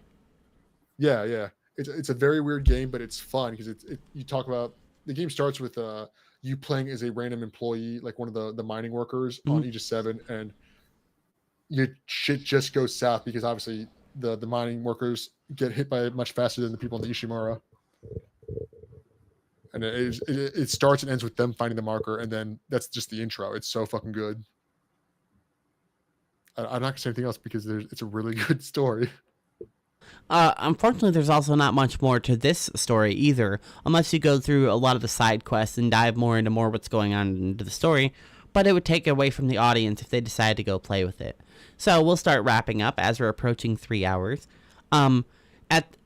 Now, once you've cleared this last room, you get the marker loaded on there, and Nicole reveals herself and asks, like, you to do it. She says something about being whole. Make us whole. Yeah. And then after that, she notices, hey, those gravity tethers are malfunctioning now, holding up that big giant eggshell.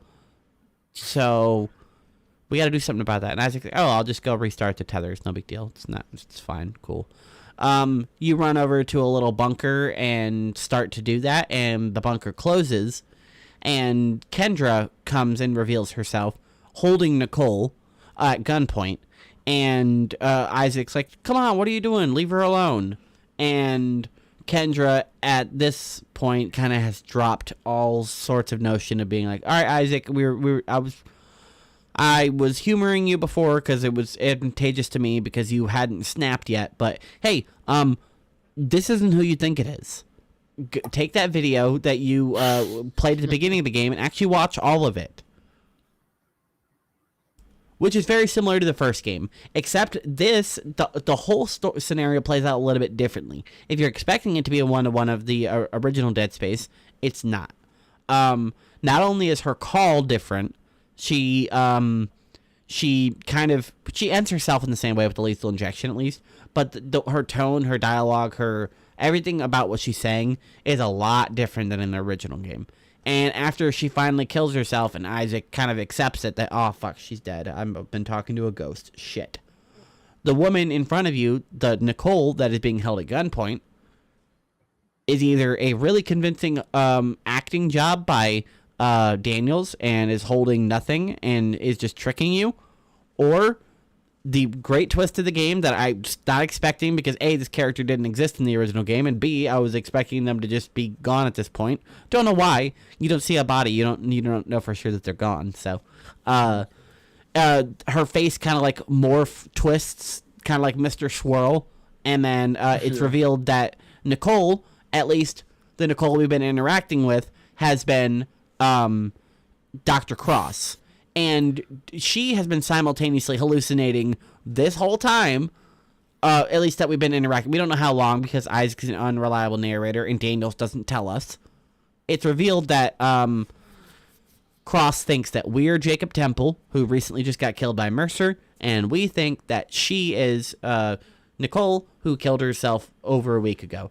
So now both of us are certifiably insane, and Daniels is like, okay, well, now that I'm done with this lady, bam, bam, bam. She triple kills Dr. Cross, and then, as you mentioned, Mondays, she's just kind of like, well, you go do whatever you need to do. I'm going to do my marker thing.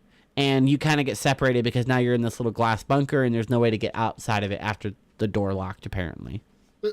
This one's like worse though because the first one's I would say is unbelievably more cruel because you're just abandoning him on a ship with no way to get off.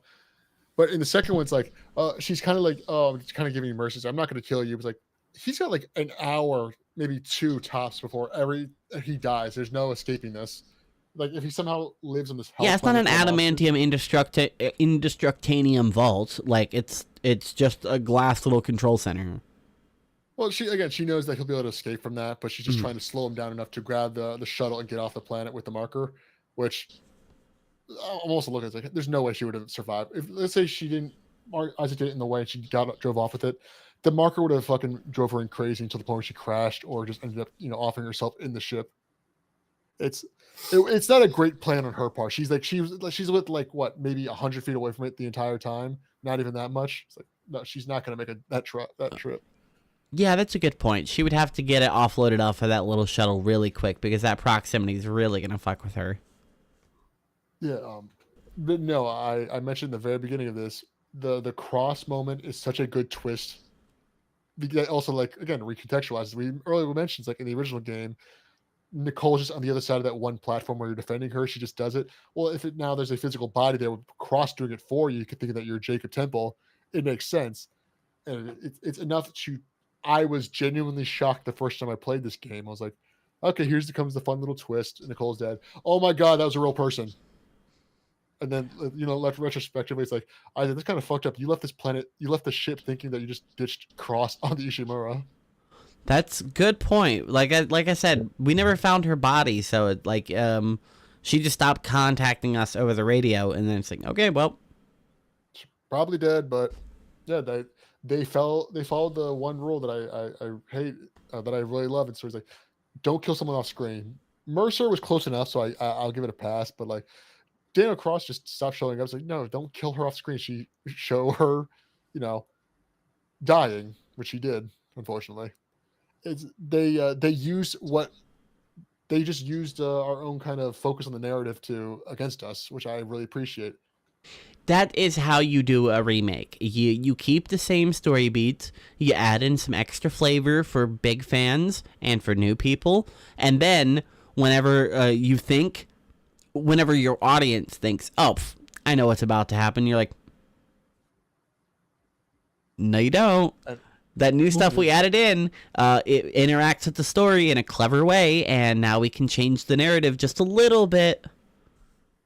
And as Grubb is always saying, the most important thing to add when you do a remake is add gender-neutral bathrooms because he's a soy boy. Yes. Most important thing, by far. Yeah. He was texting me like for the last 6 days saying, man, more games need this kind of stuff. I'm like, all right, pal, you need to calm down. Yep.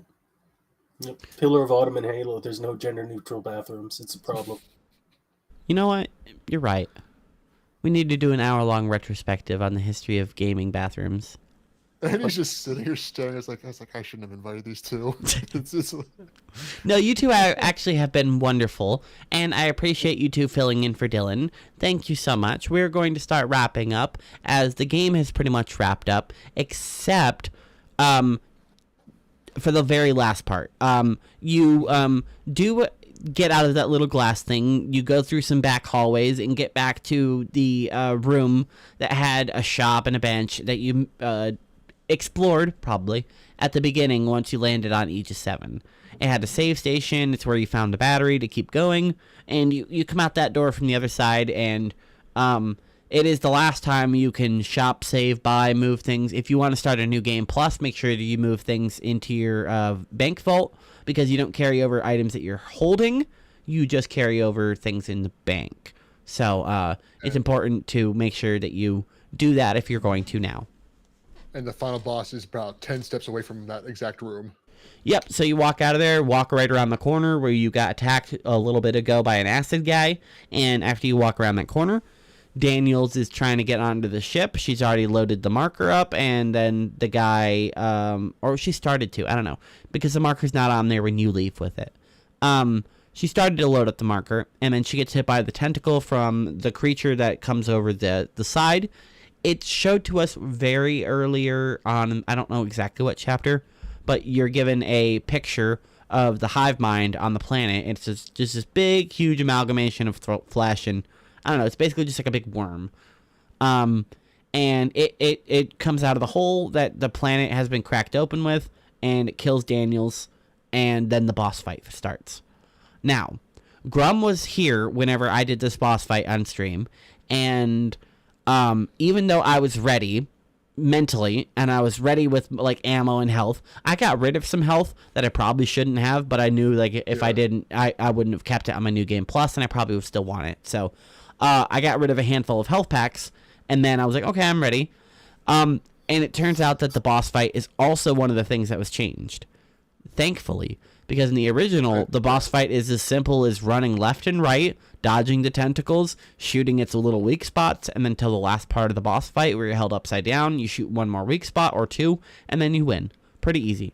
In the remake, I was expecting it to be exactly that, except they have new moves. He spits out little spawners. He's got like an acid wave move. He can divide the battlefield with his acid while doing his little swing thingies. He can summon ads over the ledge, or he can put down little like spit sacks that'll slow you down and then eventually explode into little enemies. It is a much more interactive fight that I was pushed to my limit. It was the first time in combat in the whole game that I was like, oh crap, I'm okay, I'm definitely gonna lose this. If I don't just hit the save scum button, it's over.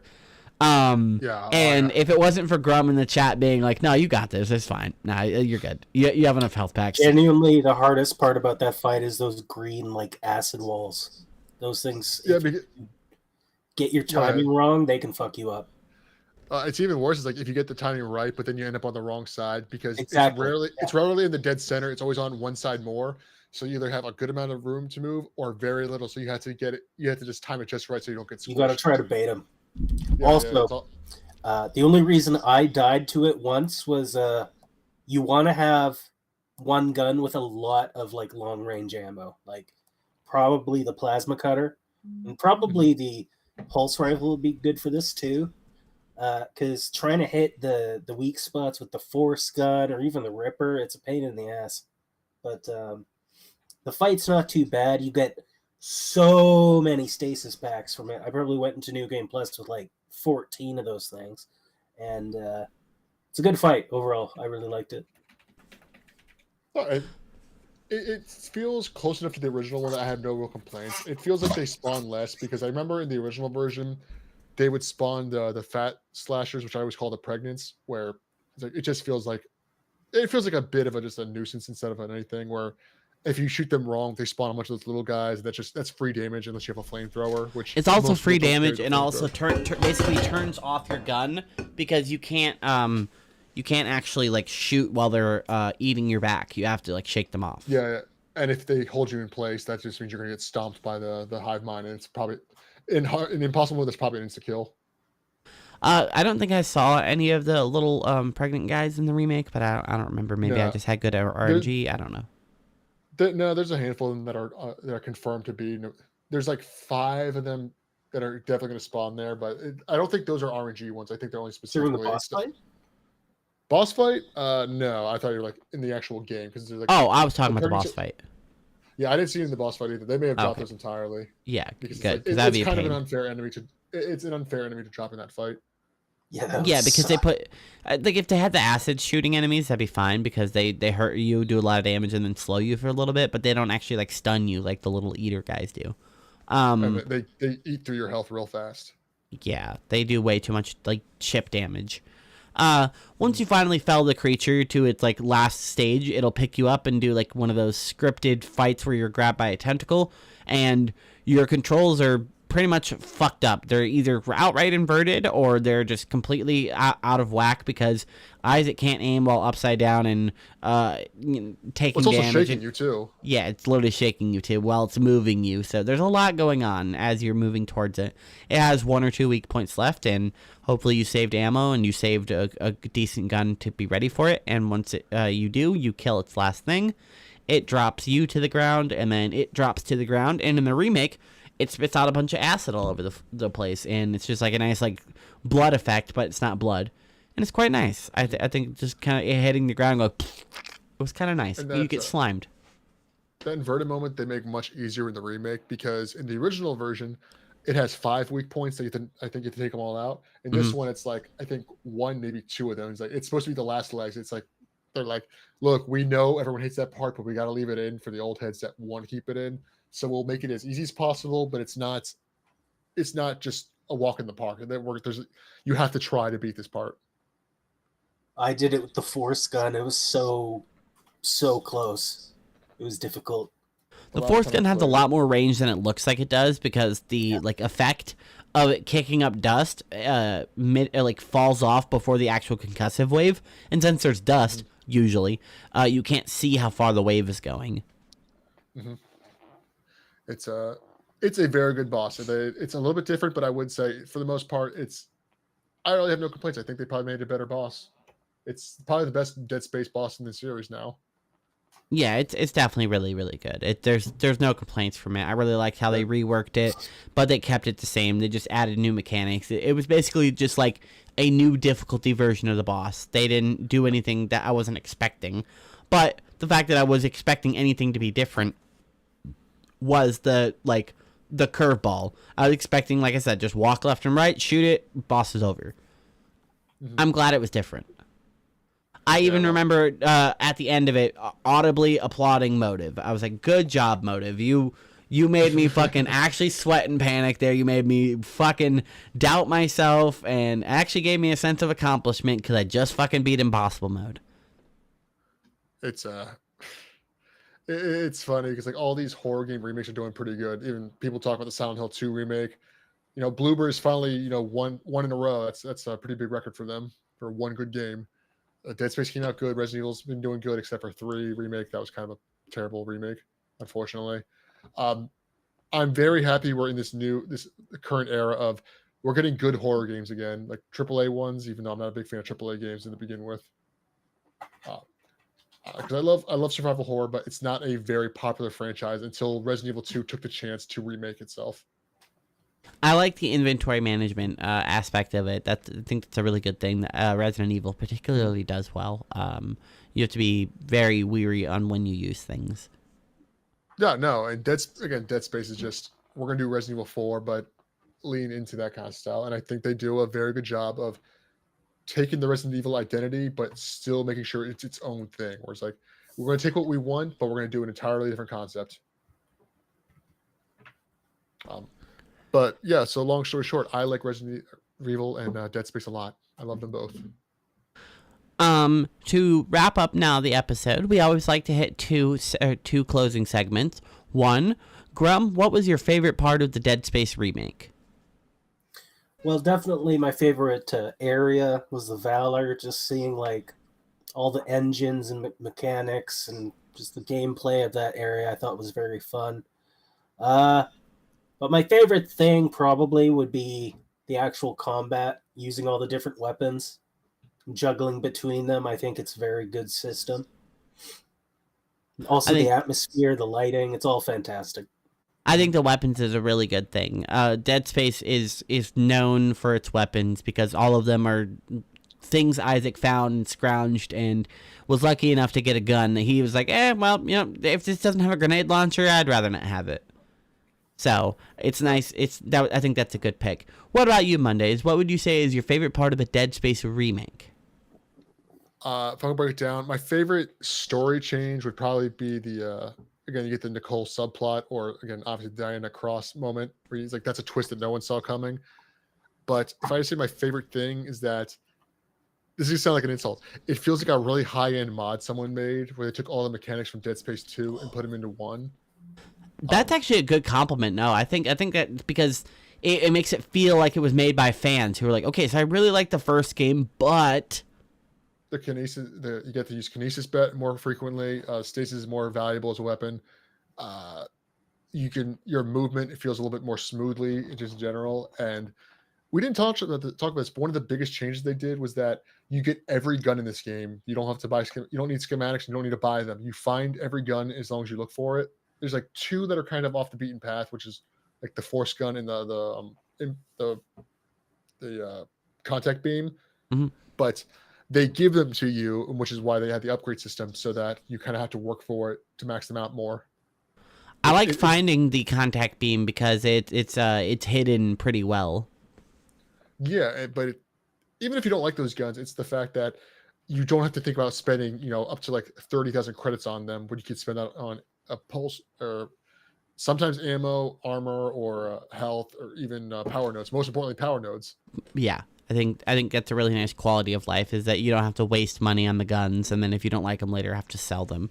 All the guns are free, and you can even respec your nodes if you ended up not liking a gun. So it's quite nice. Mm-hmm.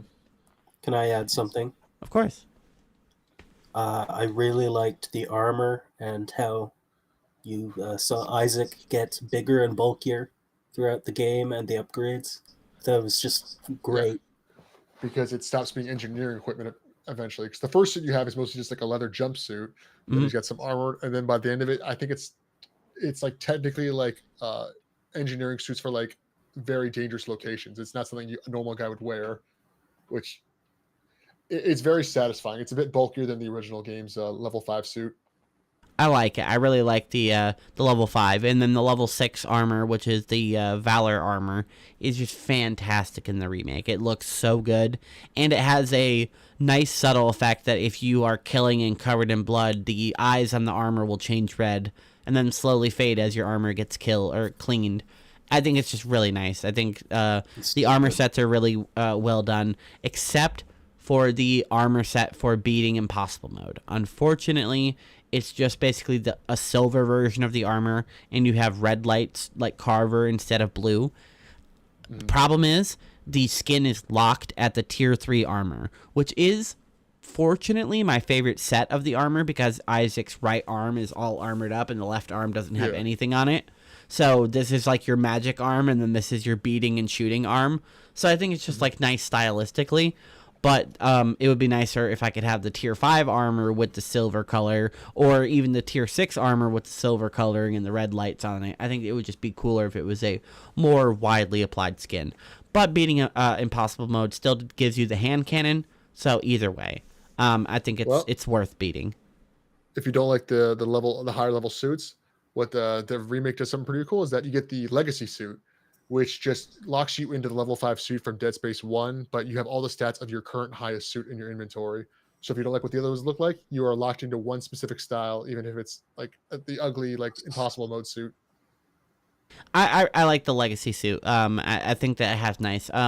Earlier in the chat, Gash just mentioned that he likes the DLC suits, which is nice. I think there's like pre-order and like expansion suits that you can just pay extra cash and get them. But none of them affect you at all or anything. They're just cool. One of them's like unitologist. One of them's Isaac has antlers, and one of them he's like a necromorph. So it's pretty cool, like stylistically. Yeah, Dead Space 2 was pretty famous for having a ton of DLC suits, and they actually had stats to them. The only 3 one I ever as well. got 3 had a bunch of good suits as well. The only one I ever used, though, was the one for being the DLC, which is actually like one of my favorite suits in the entire franchise.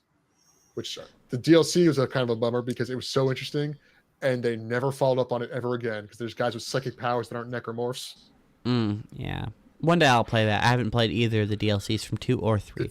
But moving on, my favorite part of the Dead Space remake, honestly, it's just got to be the fact that Isaac talks. I really like the fact that they rewrote him to actually interact with things. Whenever Nicole is coming up and your crew can hear it, Isaac's not just sitting there stoically.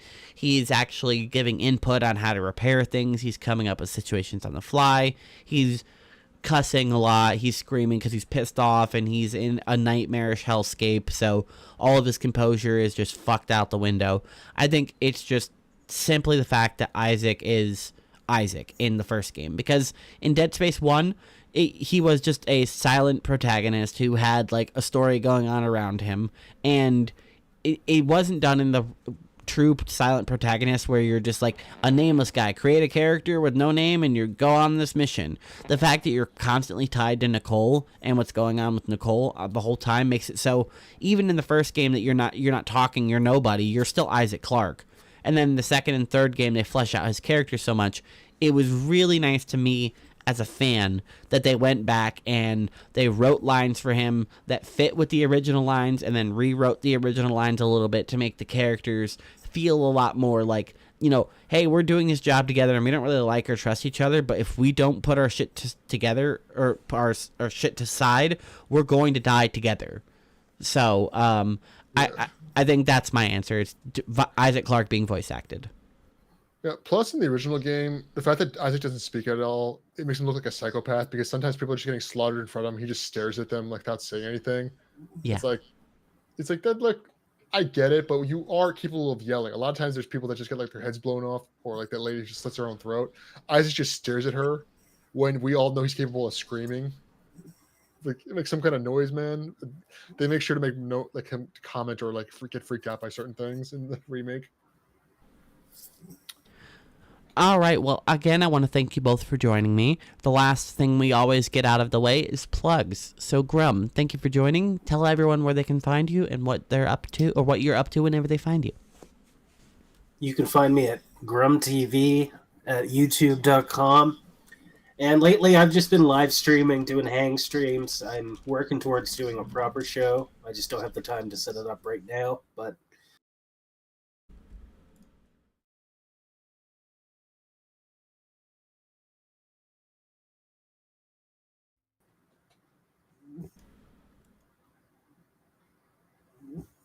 Everyone follow Grum. Be on the right side of history. yes, be on the right side. There's currently a bug with StreamYard that if you pull up a banner, like a regular non-ticker banner, it'll kick out you if you put it on screen. It's very weird. I don't know if it's Chrome exclusive. I don't know what it is. But either way. That's like what's weird advertising for Grum just for kicking yourself off the stream. Yep, that's Grum's show now. No, but thank you. Mondays, thank you for joining. I appreciate you jumping in for the second or third episode this year, but it's also the year anniversary of you coming on the show. So I appreciate you kind of like bookending the show, doing the original and then also the remake. So Why don't you tell people what you're up to and where they can find you? Yeah, well, thank you, Annie. I'm always happy to be here. I love being on the show. Yeah, so I am Mondays weekly on everything. It's Twitter, Twitch, YouTube, and now Blue Sky, but I don't really use it much. I stream a lot on Twitch for fun, but I guess people now know me more as a YouTube video maker. I don't want to say content creator, but I guess I am. I play a lot of action games. Occasionally, I like horror games. I like games that I have something I can chew on, either that I'm really good at, or I occasionally play the visual novels. And with my voice, it's always fun to hear terrible voice acting, especially if you like weird, 4chan visual novels. And currently, I am working on currently on stream. I'm playing Alan Wake. I'm getting close to finishing that up. Nice. I don't care if Halloween season's over. I'm gonna keep playing horror games. I didn't get as many done as this season because I've been busy making my current video, which, if I don't fuck around and keep playing Impossible Blood on Dead Space, which I, killed 2 nights this week doing, I should have out by the end of the week. I've watched a lot of furry vlogs this week, so people better fucking watch this one. That's all I'm gonna say. I had watch a lot of B-roll footage for this shit. Poof, furry shit. Yeah, I generally make videos on like weirdos on the internet, lolcows, or people of interest, and I also occasionally do reviews. So I'm working on another game review as well. All right, well, I really appreciate it. I would like to thank both of you one more time, and I would like to thank the audience for taking the time to hop in and chat with us and give their information about Dead Space and correct even a thing or two. Thank you so much. We don't have a date for the next episode, but it should be Blood Rain 2, I believe, featuring Skinny Chad Zumach and Dylan, depending on how much he can get in the game. But either way, thank you, and we'll see you next time.